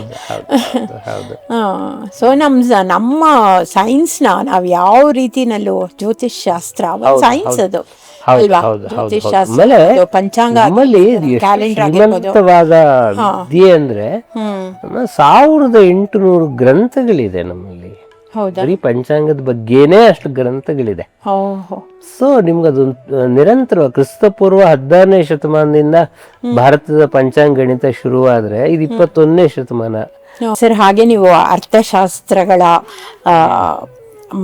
ಅಧ್ಯಯನವನ್ನು ಡೀಪಾಗಿ ಮಾಡಿದ್ದೀರಾ, ತುಂಬ ಆಳವಾಗಿ ಅದನ್ನು ಮಾಡಿದ್ದೀರಾ. ಇದು ನಿಮ್ಮ ಈ ಭೌತಿಕ ಪರಂಪರೆಯ ಪ್ರತಿಬಿಂಬ ಅಂತ ಹೇಳ್ಬೋದು. ಸೊ ಈ ಎಕನಾಮಿಕ್ಸ್ ಬಗ್ಗೆ ಹೇಳುವುದಾದ್ರೆ ನಿಮ್ಗೆ ಅದು ಹೇಗೆ ನೀವು ಕರಗತ ಮಾಡ್ಕೊಂಡ್ರಿ? ಎಕನಾಮಿಕ್ಸ್ ನಾನು ಬಹುಶಃ ನನ್ನ PUC ಡೇಸ್ ಅಲ್ಲೇ ಬಹಳ ನನ್ನ ಸೆಳೆದ ವಿಷಯ. ಏನು ಅಂತಂದ್ರೆ, ನಮ್ಮ ದಿನನಿತ್ಯದ ಚಟುವಟಿಕೆಗಳಿದೆಯಲ್ಲ, ಇದು ಅರ್ಥಶಾಸ್ತ್ರವನ್ನೇ ಅವಲಂಬಿಸಿರ್ತಕ್ಕಂತಹದ್ದು. ಸೊ ನಿಮ್ಗೆ ಒಳ್ಳೆ ಎಕನಾಮಿಕ್ಸ್ ಕಲ್ತಿದ್ರೆ ಒಳ್ಳೆಯ ಲೈಫ್ ಕೂಡ ನೀವು ಲೀಡ್ ಮಾಡೋಕ್ಕಾಗತ್ತೆ. ನಮ್ಮಲ್ಲಿ ಅನ್ಫಾರ್ಚುನೇಟ್ಲಿ ಏನಾಗಿದೆ ಅಂತಂದ್ರೆ, ಥಿಯರಿಟಿಕಲ್ ಎಕನಾಮಿಕ್ಸ್ಗೆ we focus more. Adam Smith ಇಂದ ಕಲ್ತ್ಕೊಳ್ತಾರೆ, ರಿಚರ್ಡ್ ಕಲ್ತ್ಕೊಳ್ತಾರೆ, ಪಿಗು ಕಲ್ತ್ಕೊಳ್ತಾರೆ, ನ್ಯೂ ಕ್ಲಾಸಿಕಲ್ ಥಿಯರಿ ಕಲ್ತ್ಕೊಳ್ತಾರೆ, ಇತ್ಯಾದಿ ಇತ್ಯಾದಿ ಇತ್ಯಾದಿ. ಆದ್ರೆ ನಮ್ಮ ರುಪಿ ವ್ಯಾಲ್ಯೂ ಯಾಕೆ ಡ್ರಾಪ್ ಆಗುತ್ತೆ, ನಮ್ಮ ಫಾರಿನ್ ಇಂಟ್ರೆಸ್ಟ್ ರೇಟ್ಗಳು ಯಾಕೆ ಡ್ರಾಪ್ ಆಗುತ್ತೆ, ನಮ್ಮ ಅಗ್ರಿಕಲ್ಚರ್ ಕ್ರಾಪ್ ರೇಟ್ಗಳು ಎಲ್ಲಿ ಡಿಸೈಡ್ ಆಗುತ್ತೆ, ನಾವು ಕೊಡುವ ರೇಟ್ ನಲ್ಲಿ ಕೇಂದ್ರ ಸರ್ಕಾರಕ್ಕೆ ಎಷ್ಟು ಹೋಗುತ್ತೆ, ರಾಜ್ಯ ಸರ್ಕಾರಕ್ಕೆ. ನಾವು ಬೆಂಕಿಪಟ್ಟಣ ಕೊಂಡ್ಕೊಂಡ್ರೆ ಇದರಲ್ಲಿ ಬೆಂಕಿಪಟ್ಟ ಮಾಡುವವನಿಗೆ ಏನ್ ದುಡ್ಡು ಸಿಕ್ಕತ್ತೆ, ಟ್ಯಾಕ್ಸ್ ಹೋಗುತ್ತೆ, ಇದನ್ನ ಯಾರು ಅರ್ಥ ಮಾಡ್ಕೊಳ್ತಾ ಇಲ್ಲ. ಇದು ಬಹಳ ಅಗತ್ಯವಾಗಿದ್ದು. ಆ ಥರದಲ್ಲಿ ನಂಗೆ ಎಕನಾಮಿಕ್ಸ್ ನಲ್ಲಿ ಭಾರತ ಬಹಳ ಹಿಂದುಳಿದ ದೇಶಗಳಲ್ಲಿ ಇದೆ ಅಂತ ಹೇಳಿ ನಾವು MA ಮಾಡೋಕೆ ಒಂದು ಬಹಳ ಪ್ರೌಡ್ಲಿ ಹೇಳ್ಕೊಳ್ಳೋ ಒಂದು ಸಂಗತಿ ಇತ್ತು. ಅದು ಈಗಲೂ ನಾವು ನನ್ನ ಸ್ಟೂಡೆಂಟ್ಸ್ ಪಾಠ ಮಾಡೋಕೆ ಪ್ರೌಡ್ ಆಗಿ ಹೇಳ್ತಾ ಇಲ್ಲ, ನಮ್ಮ GDP ಅಷ್ಟಿದೆ. ಅಲ್ಲ ಪ್ರೌಡ್ ಆಗಿ ಹೇಳೋ ಸಂಗತಿ ಏನಂದ್ರೆ among all other social sciences, history, political science ಎಲ್ಲದರಲ್ಲಿ ನೋಬೆಲ್ ಪ್ರಶಸ್ತಿ ಕೊಡೋದು ಎಕನಾಮಿಕ್ಸ್ ಒಂದಕ್ಕೆ ಮಾತ್ರ. ಹೌದಾ? ಹೌದು, ಇನ್ಯಾವ ಇದಕ್ಕೂ ಕೊಡಲ್ಲ. ಲಿಟರೇಚರ್ ಕೊಡ್ತಾರೆ. ಲಿಟರೇಚರ್ ಇಸ್ ಸೋಷಿಯಲ್ ಸೈನ್ಸ್ ಅಲ್ಲ, ಹ್ಯೂಮನಿಟಿಕ್ಸ್. ಇಡೀ ಸೋಷಿಯಲ್ ಸೈನ್ಸಸ್ ಎಕನಾಮಿಕ್ಸ್ ಮಾತ್ರ ನೋಬೆಲ್ ಪ್ರೈಸ್ ಕೊಡ್ತಾ ಇರೋದು. ಅದಕ್ಕೊಂದು ಇಂಟರ್ನ್ಯಾಷನಲ್ ರೆಕಗ್ನಿಷನ್ ಇದೆ ಅಂತ ಹೇಳಿ ನಾನು ಒಂದಿಷ್ಟು ದಿನ ವರ್ಕ್ ಮಾಡಿರೋದು JS ಮಿಲ್ ಮೇಲೆ. ಅವರು ಅಮರ್ತ್ಯ ಸೇನ್ ಅವರು ಬರ್ತಿದ್ರಲ್ಲ, ಹೌದು ಹೌದು, ಅವ್ರಿಗೆ ನೋಬೆಲ್ ಬಂತು. ಅಮರ್ತ್ಯ ಸೇನಿಗೆ ನೋಬೆಲ್ ಬಂತು. ಹೌದು, ನನಗೆ ಈ social face of the economics ಇದೆಯಲ್ಲ, ಅದಕ್ಕೆ ಸಾಮಾಜಿಕ ಮುಖಗಳಿದೆಯಲ್ಲ, ಅದ್ರ ಬಗ್ಗೆ ನಂಗೆ JS ಮಿಲ್ ಬಗ್ಗೆ ನಂಗಿರೋ ಬಹಳ ದೊಡ್ಡ ಆಸಕ್ತಿ ಇದೆ. ಅವನು ಸಬ್ಜುಗೇಷನ್ ಆಫ್ ವುಮೆನ್ ಅಂತ ಹೇಳಿ ಆ ಕಾಲದಲ್ಲಿ ಮಹಿಳಾ ಸಮಾನತೆ ಮೇಲೆ ಪುಸ್ತಕ ಬರೆದಿದ್ದ. ಮತ್ತು ಅರ್ಥಶಾಸ್ತ್ರವನ್ನ ನೀವು ಸಮಾಜದ ಉಪಯೋಗಕ್ಕೆ ಹೇಗೆ ಬಳಸ್ಕೊಳ್ಬೇಕು ಅನ್ನೋದ್ರ ಬಗ್ಗೆ ಮೊದಲು ಧ್ವನಿ ಎತ್ತದನು JS ಮಿಲ್. ಅಲ್ಲಿವರೆಗೂ ಅದು ಒಂಥರ ಅದು ಒಂದು ಅರ್ಥ ಇದಕ್ಕೆ ಮಾತ್ರ ಸಬ್ಜೆಕ್ಟ್ ಅಂತ ಈಗಲೂ ನಮಗ್ ಗೊತ್ತಿಲ್ಲ. ಇದನ್ನ ಮಾಡಿ ನನ್ನ ಅದೃಷ್ಟ ಏನು ಅಂತಂದ್ರೆ ನಾನು ಪಾಠ ಮಾಡುವುದು MA ವಿದ್ಯಾರ್ಥಿಗಳಿಗಲ್ಲ, MBA ವಿದ್ಯಾರ್ಥಿಗಳಿಗೆ. MBA ವಿದ್ಯಾರ್ಥಿಗಳಿಗೆ ಇರೋದು ಅಪ್ಲೈಡ್ ಎಕನಾಮಿಕ್ಸ್. ಸೊ ನನಗೆ ಅದೊಂಥರ ಬಹಳ ಪ್ರಿಯವಾದ, ನಾನು ಅಪ್ಲೈಡ್ ಎಕನಾಮಿಕ್ಸ್ ಪಾಠ ಮಾಡೋದು ನಂಗೆ ಬಹಳ ಪ್ರಿಯವಾದ ಸಂಗತಿ ಅದು. ಕನ್ನಡ ಜಾಗೃತಿ ಪತ್ರಿಕೆಯ ಸಂಪಾದಕರಾಗಿ ಸಾಮಾಜಿಕ ಮತ್ತು ಸಾಂಸ್ಕೃತಿಕ ಜಾಗೃತಿಗೆ ಕನ್ನಡ ಪತ್ರಿಕೋದ್ಯಮದ ಮೂಲಕ ಯಾವ ದೃಷ್ಟಿಕೋನ? ಇದು ನಾನು ವಹಿಸಿದ ಅನೇಕ ಜವಾಬ್ದಾರಿಗಳಲ್ಲಿ ಕನ್ನಡ ಜಾಗೃತಿ ಕೂಡ. TS ನಾಗಾಭರಣ ಅವರು ಕನ್ನಡ ಅಭಿವೃದ್ಧಿ ಪ್ರಾಧಿಕಾರದ ಅಧ್ಯಕ್ಷರಾದಾಗ ನಾನು ಕನ್ನಡ ಜಾಗೃತಿ ಪತ್ರಿಕೆ ಸಂಪಾದಕರಾಗಿ ಏಕನಿಷ್ಠ ಪತ್ರಿಕೋದ್ಯಮದಲ್ಲಿ ಇದ್ದೀರಾ ಅನ್ನೋ ಕಾರಣಕ್ಕೆ ಕೇಳಿದ್ರು. ನನಗೆ ಒಂದು ಹೆಮ್ಮೆಯಿಂದ ನಾನೇ ಹೇಳ್ಕೋಬಹುದು ಅಂದ್ರೆ, ಈ ಸರ್ಕಾರಿ ಪತ್ರಿಕೆಗಳ ಉದ್ದೇಶ ಏನು ಅಂತಂದ್ರೆ, ಅದು ಸರ್ಕಾರದ ಒಂದು ಧನ ಇರುತ್ತೆ, ಆದ್ರಿಂದ ನಾವು ಅಭಿವೃದ್ಧಿ ಪ್ರಾಧಿಕಾರದವರು ಅಲ್ಲಿ ಏನೋ ಕಾರ್ಯಕ್ರಮ ಮಾಡೋದು, ಇಲ್ಲಿ ಏನೋ ಕಾರ್ಯಕ್ರಮ ಮಾಡೋದು, ಈ ಸುದ್ದಿ ಹಾಕೋದಕ್ಕೆ ಆ ಪತ್ರಿಕೆ ಪ್ರಕಟ ಆಗ್ತಾ ಇತ್ತು. ಬಟ್ ನಾನು ಅದರಲ್ಲಿ ಒಂದೊಂದು ವಿಷಯವನ್ನ ಇಟ್ಕೊಂಡು ಕನ್ನಡದ ಬೆಳವಣಿಗೆಗೆ ಸಂಬಂಧಪಟ್ಟ ಹಾಗೆ ಅದೊಂದು ಮಾಹಿತಿ, ಒಂದು ಸಂಚಿಕೆ ನನ್ನ ಸಂಪೂರ್ಣ ಮಾಹಿತಿ ತಂತ್ರಜ್ಞಾನದ ಬಗ್ಗೆ. ಸೊ ಇನ್ಫಾರ್ಮೇಶನ್ ಟೆಕ್ನಾಲಜಿ ಹೇಗೆ ಡೆವಲಪ್ ಆಗಿದೆ, ಕನ್ನಡ ಫಾಂಟ್ಗಳು ಹೆಂಗ್ ಡೆವಲಪ್ ಆಗಿದೆ, ಯೂಟ್ಯೂಬ್ ನಲ್ಲಿ ಕನ್ನಡ ಹೆಂಗ್ ಬಳಕೆ ಆಗ್ತಿದೆ, ಈ ತರದ್ದು ಒಂದು ಸಂಚಿಕೆ ಮಾಡಿದೆ. ಸೊ ನಿಮ್ಗೆ ಸಿಕ್ಕ ಅವಕಾಶ ಆ ತರದಲ್ಲಿ ಬಳಸ್ಕೊಳ್ಳೋದಕ್ಕೆ ಕನ್ನಡ ಜಾಗೃತಿ ನಂಗೆ ನೆರವಾಯಿತು. ಇದೇನಾ ನೀವು ಟೋಟಲ್ ಕನ್ನಡ ಯೂಟ್ಯೂಬ್ ಚಾನಲ್, ಅದು ಟೋಟಲ್ ಕನ್ನಡ ಯೂಟ್ಯೂಬ್ ಚಾನಲ್. ಅದು ಅದರಲ್ಲಿ ಏನೇನು ಟೋಟಲ್ ಕನ್ನಡದ್ದು ಕೂಡ ಹೇಗೆ ಶುರುವಾಯ್ತು, ಟೋಟಲ್ ಕನ್ನಡ ಅಂತ ಹೇಳಿ ಲಕ್ಷ್ಮೀಕಾಂತ್ ಅಂತ ಹೇಳಿ ಅವರು US ಇಂದ ಬಂದವರು ಟೋಟಲ್ ಕನ್ನಡ ಇಟ್ಕೊಂಡಿದ್ರು. ಈಗ ಮೋಹನ್ ಅಂತ ಹೇಳಿ ಅದನ್ನ ಮೋಹನ್ ಕಾಮಾಕ್ಷಿ ಅಂತ ಹೇಳಿ ಅವರು ಕ್ಯಾಮ್ರಾ ಮ್ಯಾನ್ ಪ್ಲಸ್ ಡೈರೆಕ್ಷನ್ ಕೂಡ ಅವರು ನಿರ್ದೇಶಕರು ಆಗಿದ್ದಾರೆ. ಅವರು ಕರೋನಾ ಟೈಮ್ನಲ್ಲೇ ಒಂದ್ಸಲ ನನಗೆ ಸುಂದರ್ ರಾಜ್ ಅವರ ಸಂದರ್ಶನ ಮಾಡಿ ಅಂತ ಕೇಳಿದ್ರು ಟೋಟಲ್ ಕನ್ನಡಕ್ಕೆ. ಸುಂದರ್ರಾಜ್ ಸೊ ಅವ್ರು ಸಂದರ್ಶನ ಮಾಡುವಾಗ ನಂಗೆ ಟೋಟಲ್ ಕನ್ನಡ ಸಂಪರ್ಕ ಬಂತು. ಅವಾಗ ಕರೋನಾ ಕಾಲ ಬಂದಿದ್ದು. ಸೊ ನಮಗ್ ಬೇರೆ ಕೆಲಸ ಇರಲಿಲ್ಲ ಮಾಡೋದಕ್ಕೆ, ಓಡಾಟಗಳಿರ್ಲಿಲ್ಲ. RNJ ಗೋಪಾಲ್ ಇಂದ ನಾನೊಂದು ಮಾಲಿಕೆನ ಶುರು ಮಾಡ್ಕೊಂಡು ಬಂದೆ. ಸೊ ಅದು ತುಂಬಾ 15-20 ಲಕ್ಷ ಜನ ನೋಡೋರು, ಅದಕ್ಕೊಂದು ಬಹಳ ದೊಡ್ಡ ವ್ಯೂವರ್ಶಿಪ್ ಡೆವಲಪ್ ಆಯ್ತು. ನಾನು RNJ ಗೋಪಾಲ್, ವಿಜಯ ಭಾಸ್ಕರ್, ಉಪೇಂದ್ರ ಕುಮಾರ್, ರಂಗರಾವ್, TG ಲಿಂಗಪ್ಪ, ಅವ್ರನ್ನೆಲ್ಲ ಇಂಟರ್ವ್ಯೂ ಅಲ್ಲ ಅಲ್ಲ ಅಲ್ಲ ಅಲ್ಲ ಅವ್ರ ಬಗ್ಗೆ ಮಾತಾಡ್ತಾವ, ಅವ್ರ ಬಗ್ಗೆ ಮಾತಾಡ್ತಾವ. ಇಂಡಿಪೆಂಡೆಂಟ್ ಇಶ್ಯೂಸ್ ಅದು. ಓಕೆ ಸುಮಾರು 300 ಸಂಚಿಕೆಗಳಾಗಿರ್ಬೋದು ಇದುವರೆಗೂ ಟೋಟಲ್. ಹೌದಾ ಸರ್? ಈಗಲೂ ಮಾಡ್ತಾನೆ ಇದೆ? ಈಗಲೂ ಮಾಡ್ತೀನಿ ಈಗ ಹಂಸಲೇಖ ಬಗ್ಗೆ ಮಾಡ್ತಾ ಇದ್ದೀನಿ. ಹೌದಾ? ಅದೊಂಥರ ಬಹಳ 5 ವರ್ಷದಿಂದ ನಿರಂತರವಾಗಿ. ನೀವು ಹಂಸಲೇಖದ ಇದ್ರ ಬಗ್ಗೆ ಹೇಳಲೇ ಇಲ್ಲ. ನನ್ ಪ್ರಶ್ನೆ ಕೇಳಿದ್ದೆ ಅಲ್ವಾ, ಸಂಗೀತದ ಸಂಗೀತ ಕಲಿಸ್ತಾ ಇದೀರಾ ಒಂದು ಎಕ್ಸ್ಪೆರಿಮೆಂಟಲ್ ರೂಪದಲ್ಲಿ. ಏನಂದ್ರೆ ನಮ್ಮಲ್ಲಿ ಚಿತ್ರಗೀತೆ ಕೇಳ್ತೀವಿ, ಹಾಡ್ತೀವಿ, ಎಲ್ಲ ಸರಿನೇ, ಅದಕ್ಕೊಂದು ಕೋರ್ಸ್ ಇಲ್ಲ. ಯಾರು ಯೋಚನೆನೂ ಮಾಡಿಲ್ಲ ಅದಕ್ಕೊಂದು ಕೋರ್ಸ್ ಮಾಡ್ಬೇಕು. ತುಂಬಾ ಅದ್ರ ಬಗ್ಗೆ ಯೋಚನೆ ಮಾಡಿದವರು ವಿಜಯ ಭಾಸ್ಕರ್ ಚಿತ್ರಗೀತೆಗೆ ಒಂದು ಕೋರ್ಸ್ ಮಾಡ್ಬೇಕು ಅಂತ ಮಾಡಿದ್ರು. ಅದು ಆಗಿರ್ಲಿಲ್ಲ. ಹಂಸಲೇಖ ಅವರ ದೇಸಿ ವಿದ್ಯಾಸಂಸ್ಥೆನಲ್ಲಿ ಅವರು 5ನೇ ಅಂತ ಒಂದು ಹೊಸ ಸಂಗೀತ ಪದ್ಧತಿಯನ್ನು ಅವ್ರು ಕಂಡುಹಿಡಿದ್ರು. 5ನೇ ಶಾಸ್ತ್ರದ ಒಂದು ಡಿಪ್ಲೊಮಾ ತಗೊಳ್ಳುವಾಗ ಅವರು ಕರ್ನಾಟಕ ಸಂಗೀತ, ಹಿಂದೂಸ್ತಾನಿ ಸಂಗೀತದ 2 ಡಿಪ್ಲೊಮಾ ಜೊತೆಗೆ ನಂಗೆ ಕೇಳಿದ್ರು, ಸುಗಮ ಸಂಗೀತ ಚಿತ್ರಗೀತೆಗೆ ಯಾಕೆ ಡಿಪ್ಲೊಮಾ ಮಾಡಬಾರ್ದು ನಾವು ಅಂತ ಹೇಳಿ. ಅವರು ನಂಗೆ ಮೊದಲು ಟೆಕ್ಸ್ಟ್ ಬುಕ್ ಬರ್ಕೊಡಿ ಅಂದ್ರು. ನಾನು ಟೆಕ್ಸ್ಟ್ ಬುಕ್ ಮಾಡಿಕೊಟ್ಟೆ. ಆಮೇಲೆ ನೀವೇ ಪಾಠನ ಮಾಡಿ ಅಂತಂದ್ರು. ಹಾಗಾಗಿ ನನಗೆ ಚಲನಚಿತ್ರದ ಗೀತೆ ಬಗ್ಗೆ ಮೂಲತಃ ಏನು ಅಂತಂದ್ರೆ, ನಂಗೆ ಹುಡುಗರಿಗೆ, ಗಾಯಕರಿಗೆ, ಯಾಕಂದ್ರೆ ಹುಡುಗಿಯರೇ ಜಾಸ್ತಿ ಬರೋದು ಸಂಗೀತ ಕಲಿಯಕ್ಕೆ, ನಿಮ್ಗೆ ರಾಗದ ಒಳ ಸುಳಿಗಳು ಗೊತ್ತಿರ್ಬೇಕು. ಅದಕ್ಕೆ ನಂಗೆ ಜಿ ಕೆ ವೆಂಕಟೇಶ್ ತುಂಬಾ ಚೆನ್ನಾಗಿ ಹೇಳರು, ನಿಮ್ ಸರಿಗಮ ಪದನಿಸ ನೋಡಿಸೋದು ಅದು ಶಾಸ್ತ್ರೀಯ ಸಂಗೀತ ಆಗತ್ತೆ, ಸಾ ಮತ್ತು ರೀ ನಡುವೆ ಚಿತ್ರಗೀತೆ ಹುಟ್ಟುತ್ತೆ ಅಂತ ಹೇಳಿ. ಸೊ ನಿಮ್ಗೆ ಆ ಒಳ ಸುಳಿಗಳು ಗೊತ್ತಿರ್ಬೇಕು. ನೀವು ಶಾಸ್ತ್ರೀಯ ಸಂಗೀತ ಗಳಿಸೋವರೆಗೂ ಒಳ ಸುಳಿಗಳು ಗೊತ್ತಿರಲ್ಲ. ಈ ಒಳಸುಳಿ ಅಂದ್ರೆ ಏನು ಅಂತ ಹೇಳ್ತೀನಿ. ಅದೊಂದು ಮೋಹನ ಅಂತ ಒಂದು ರಾಗ ಇದೆ. ಅದು ಮಂದ್ರ ಸಪ್ತಕದ ರಾಗ. ಮಂದ್ರ ಸಪ್ತಕದ ರಾಗದಲ್ಲಿ ನಿಮ್ಗೆ ತಾರಕಕ್ಕೆ ಹೋಗೋಕೆ ಅವಕಾಶವೇ ಇಲ್ಲ. ಮೋಹನದಲ್ಲಿ ನಿಷಾದವೂ ಇಲ್ಲ, ಮಧ್ಯಮವೂ ಇಲ್ಲ. ಅದು ಔಡವ ರಾಗ, 5 ಸ್ವರ ಇರೋ ರಾಗ ಅದು. ಹೌದಾ? 5 ಮೋಹನ, ಔಡವ ಇಲ್ಲ, ನೀ ಇಲ್ಲ, ಮಾ ಇಲ್ಲ, ನೀ ಇಲ್ಲ, ಔಡವ ರಾಗ.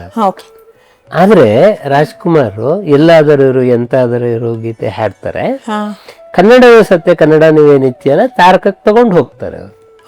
ಅದು ಮೋಹನ್ ರಾಗದಲ್ಲಿದೆ. ಅದು ಸಂಪೂರ್ಣ ಶಾಸ್ತ್ರಕ್ಕೆ ವಿರುದ್ಧ. ನೀವು ತಾರಕಕ್ಕೆ ಹೋಗ್ಲೇಬಾರದು. ಅಲ್ಲಿ ಹಿಂಗ್ ಹೋಗ್ತಾರೆ. ನಿಮ್ಗೆ ಆ ಒಳಸುಳಿ ಗೊತ್ತಿದ್ರೆ ನೀವು ಪಹಾಡಿಯ ನಿಷಾದವನ್ನ ಬಳಸಿ ಅಲ್ಲಿ ಹೋಗ್ಬೋದು. ಇದು ಪಹಾಡಿಯ ನಿಷಾದ ಅಂದ್ರೆ ಹಿಂದೂಸ್ತಾನಿ ತಗೊಂಡು ನಿಮ್ಗೆ ಇದು ರಾಗಗಳ ನಡುವೆ ಈಗ ನಿಮಗೆ ಮಧ್ಯಮಾವತಿಯಲ್ಲಿ ಹಾಡೊಂದು ಹಾಡುವೆ ನೀ ಕೇಳು ಮಗುವೆ ಒಂದು ಹಾಡಿದೆ. ತೀವ್ರ ಗಾಂಧಾರ ಇಲ್ಲ ಮಧ್ಯಮಾವತಿಯಲ್ಲಿ. ವಿಜಯ ಭಾಸ್ಕರ್ ತೀವ್ರ ಗಾಂಧಾರ ಬಳಸಿದ್ದಾರೆ. ಬಳಸಿರೋದ್ರಿಂದಲೇ ಹಾಡು ಚೆನ್ನಾಗಿ ಕೇಳಿಸಿರೋದು ನಿಮ್ಗೆ. ಇದು ಒಳಸುಳಿ. ನೀವು ಯಾವ ರಾಗದಲ್ಲಿ ಇನ್ನೊಂದು ಸ್ವರವನ್ನ ಜೋಡಿಸಿ ಒಳಸುಳಿ ಕೊಡೋಕ್ ಸಾಧ್ಯನೋ ಅದು ನಿಮ್ಗೆ ಚಿತ್ರಗೀತೆ ಆಗೋಕೆ ಸಾಧ್ಯ ಆಗುತ್ತೆ. ಚಿತ್ರಗೀತೆಯಲ್ಲೂ ಎಷ್ಟು ಕಲಿಯೋದಿದೆ ಅಲ್ವಾ? ಬಟ್ ಈಗಿನ ಚಿತ್ರಗೀತೆಗಳು ಇದು ಯಾವ ಸುಳಿನೂ ಇಲ್ಲ, ಏನೂ ಇಲ್ಲ, ಬರೀ ಒಂದು ಈ ಮ್ಯೂಸಿಕ್ ಶುರು ಆಗ್ಬಿಡಿದೆ, ಮಾಡರ್ನ್ ಮ್ಯೂಸಿಕ್ ಅಲ್ವಾ ಸರ್? ಲಿರಿಕ್ಸೇ ಇಲ್ಲ. ಅದೊಂಥರ.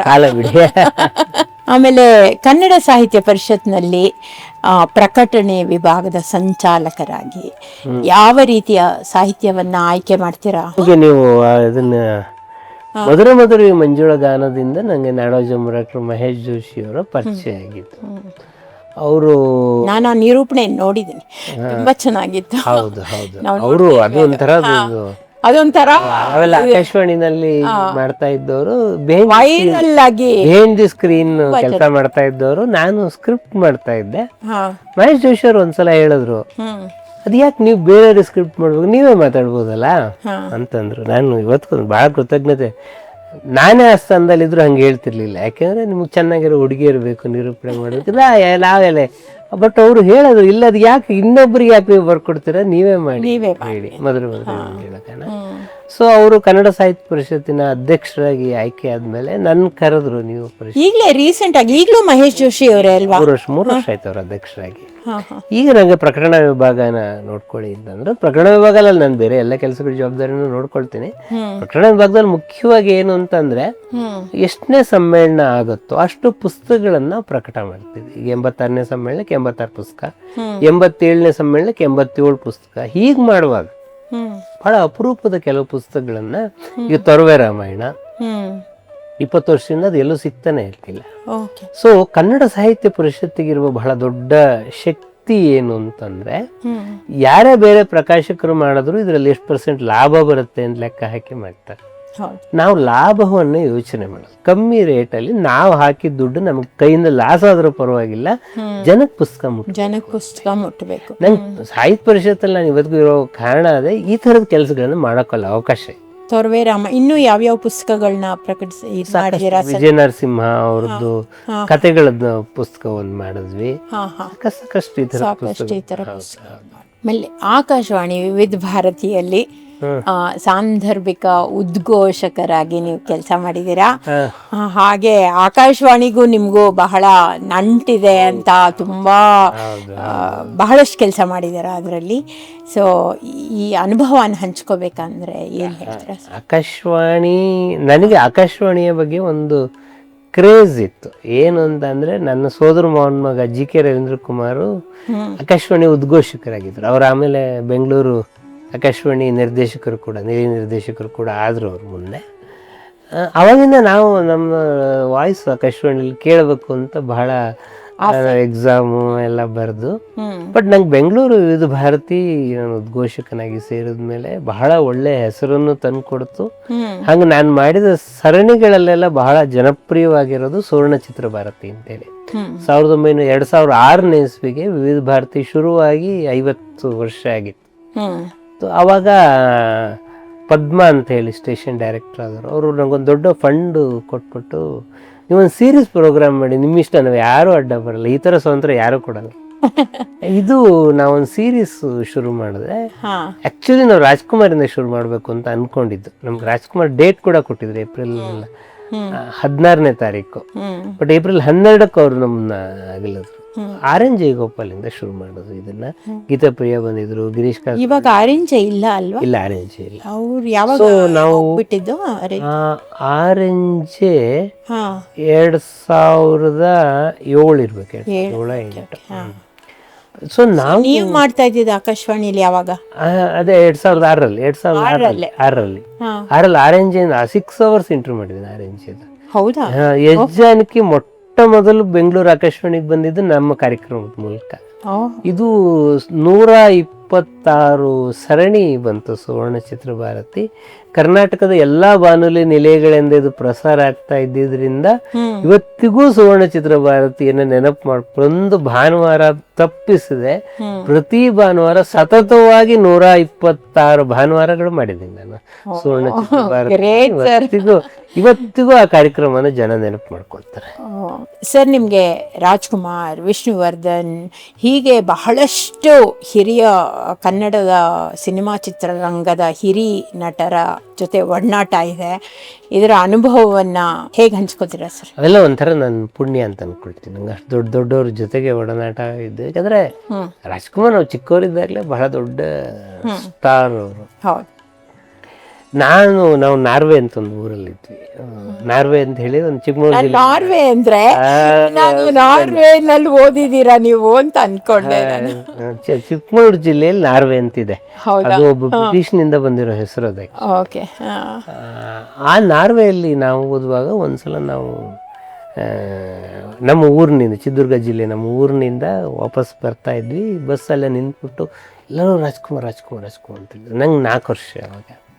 2 ಕನಸು ಸಿನಿಮಾ ಶೂಟಿಂಗ್, ಎಂದೆಂದೂ ನಿನ್ನನ್ನು ಮರೆತು ಹಾಡು ಅಲ್ಲಿ ಶೂಟ್ ಆಗಿದೆ. ಸೊ ನಾನು ರಾಜ್ಕುಮಾರ್ ನೋಡಿದ್ದೆ ಅವಾಗ ಎಲ್ಲ ದೂರದಿಂದ. ಆಮೇಲೆ ವಸಂತ ಗೀತ ಶೃಂಗೇರಿಯಲ್ಲಿ ಶೂಟಿಂಗ್ ಆಯಿತು. ಹೀಗೆ ನಾನು ರಾಜ್ಕುಮಾರ್ ದೂರದಿಂದ ನೋಡ್ತಾ ಇದ್ದೆ. MS ಉಮೇಶ್ ಹಾಸ್ಯ ನಟ ನನ್ನ ಮೊದಲು ರಾಜ್ಕುಮಾರ್ ಮನೆಗೆ ಕರ್ಕೊಂಡು ಹೋದರು. ರಾಜ್ಕುಮಾರ್ ಮನೆಗೆ ಕರ್ಕೊಂಡು ಹೋದ್ಮೇಲೆ ಇವರು ಶ್ರೀಧರ್, ನಾನು ಇವರು ಬರವಣಿಗೆಗಳ ಬೆಂಗಳೂರಿನಲ್ಲಿ ಸದಾಶಿವನಗರಲ್ಲಿ, ನಾನು ಇವರು ಬರವಣಿಗೆಗಳನ್ನೆಲ್ಲ ಓದಿದ್ದೀನಿ. ರಾಜ್ಕುಮಾರ್ ನಾನು ಬರೆದಿದ್ದು ಓದಿದೆ. ಇದು ನನಗೆ ಇಲ್ಲಿಂದ ರಾಜ್ಕುಮಾರ್ ಜೊತೆಗೆ ಒಂದು ಬಹಳ, ಆಮೇಲೆ ನಾನು ಸಾಕಷ್ಟು ಅವ್ರ ಜೊತೆ ಕುತ್ಕೊಂಡು ಒಂದು ಸೀರೀಸ್ ಅಂದ್ಕೊಂಡ್ವಿ ನಾವು. ರಾಜ್ಕುಮಾರೇ ಅವ್ರ ಸಿನಿಮಾಗಳ ಬಗ್ಗೆ ಏನ್ ಅಂತ ಮಾತಾಡ್ತಾರೆ ಅಂತ ಹೇಳಿ ಅದೊಂದಿಷ್ಟು ದಿನ ರೆಕಾರ್ಡ್ ಮಾಡ್ಕೊಂಡ್ವಿ ನಾನು. ಅದು ಆಮೇಲೆ ಪ್ರಕಟ ಆಗಿದೆ, ಅದು ಸುಮಾರು ಪ್ರಕಟ ಆಗಿದೆ ಅದು.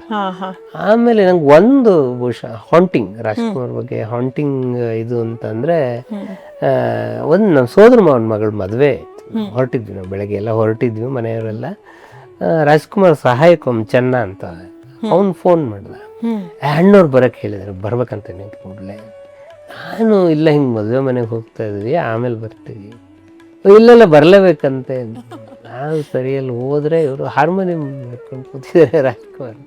ಸೊ ನನಗೆ ತುಂಬ ಮೋಹನ ಹಾಂಟ್ ಮಾಡ್ತಾ ಇತ್ತು. ಮೋಹನ ನುಡಿಸ್ತೀನಿ ನಾನು ಅಂತೇಳಿ. ರಾಜ್ಕುಮಾರ್ಗೂ ತುಂಬಾ ಜ್ಞಾನ ಇರುತ್ತೆ ಸಂಗೀತ. ನಾನು ಹೇಳಿದ್ನಲ್ಲ, ಎಲ್ಲಾದ್ರೂ ಇರೋ ಉದಾಹರಣೆ ಹೇಳಿದ್ನಲ್ಲ, ಎಲ್ಲಾದ್ರೂ ಇರೋ ಎಂತಾದ್ರೂ ಇರೋ ಉದಾಹರಣೆ ಹೇಳಿದ್ನಲ್ಲ. ಸೊ ಅದು ಅವ್ರಿಗೆ ಆಮೇಲೆ ಅದ್ರ ನಾವಾಡುವ ನುಡಿಯೇ ಕನ್ನಡ ನುಡಿ ಇದೆಯಲ್ಲ, ಅದು ಮೋಹನ ರಾಗದಲ್ಲಿ ಇರೋದು. ಅದರಲ್ಲಿ ಪಿ.ಬಿ. ಶ್ರೀನಿವಾಸ್ ಹಾಡಿದಾರಲ್ಲ, ಈ ಕಂಗಳು ಮಾಡಿದ ಪುಣ್ಯವು ಅಂತ ಒಂದು ಸಾಲು ಬರುತ್ತೆ, ಅದನ್ನು ಅವರು ಶಾಸ್ತ್ರಬದ್ಧವಾಗಿ ಮಂದ್ರದಲ್ಲೇ ಹಾಡಿದ್ದಾರೆ. ಇದೇ ಹಾಡನ್ನ ಗಂಧದ ಗುಡಿ ಭಾಗ 2 ಬಂದಾಗ ರಾಜ್ಕುಮಾರ್ ಹಾಡಿದ್ದಾರೆ. ಅವ್ರು ತಾರ್ಕಕ್ಕೆ ತಗೊಂಡು ಹೋಗಿದ್ದಾರೆ. ಅಂದ್ರೆ ರಾಜ್ಕುಮಾರ್ಗೆ ಸಂಗೀತ ತುಂಬಾ ಚೆನ್ನಾಗಿ. ಅದ್ರಲ್ಲಿ ರಾಜ್ಕುಮಾರ್ ಪಾತ್ರನೂ ಮಾಡಿದ್ರು ಗಂಧದ ಗುಡಿ ಭಾಗ 2ರಲ್ಲಿ. ಹೌದಾ? ಈ ಪುನೀತ್ ರಾಜ್ಕುಮಾರ್ ಮಾಡಿದ ಗಂಧದ ಗುಡಿ ಬೇರೆ, ಅದು ಡಾಕ್ಯುಮೆಂಟ್ರಿ, ಸಿನಿಮಾ ಅಲ್ಲ ಅದು. ಹೌದಾ? ನಾ ಕನ್ಫ್ಯೂಸ್ ಮಾಡ್ತೀನಿ, ಸಾರಿ. ಅದು ಡಾಕ್ಯುಮೆಂಟ್ರಿ. ಸರ್, ಶಿವಗುರುಮೂರ್ತಿ ಸರ್, ಇಷ್ಟು ಚೆನ್ನಾಗಿ ಪಂಚಾಂಗದ ಬಗ್ಗೆ ವಿವರಣೆ ಅಂತೂ ನನ್ನ ಮೈಪುಳುಕನೇ ಆಗೋಯ್ತು. ಇಷ್ಟು ಆಳವಾಗಿ ಅಧ್ಯಯನ ಮಾಡಿದ್ದೀರಾ. ಹಾಗೂ ಸಾಹಿತ್ಯ ಕ್ಷೇತ್ರದಲ್ಲಾಗಲಿ, ಚಿತ್ರಗೀತೆಗಳ ಕ್ಷೇತ್ರದಲ್ಲಾಗಲಿ, ಅಥವಾ ಸಿನಿಮಾ ರಂಗದಲ್ಲಾಗಲಿ, ನೀವು ಆಡು ಮುಟ್ಟಿದ ಸೊಪ್ಪಿಲ್ಲ ಅನ್ನೋ ಥರ ಎಲ್ಲ ಕ್ಷೇತ್ರದಲ್ಲೂ, ಎಲ್ಲ ರಂಗದಲ್ಲೂ ನಿಮಗೆ ಅಷ್ಟೊಂದು ಅನುಭವ ಮತ್ತು ಜನರಿಗೆ ಇಷ್ಟೊಂದು ತಿಳುವಳಿಕೆ ಮತ್ತು ಜ್ಞಾನವನ್ನು ಈ ಇಂಟರ್ವ್ಯೂ ಮೂಲಕ ಕೊಟ್ಟಿದ್ದೀರಾ. ನಂಗೆ ತುಂಬ ತುಂಬ ಸಂತೋಷ ಆಯಿತು. ನಿಮಗೆ ವಂದನೆಗಳು ಸರ್. ನಿಮಗೂ ಕೂಡ ವಂದನೆಗಳು.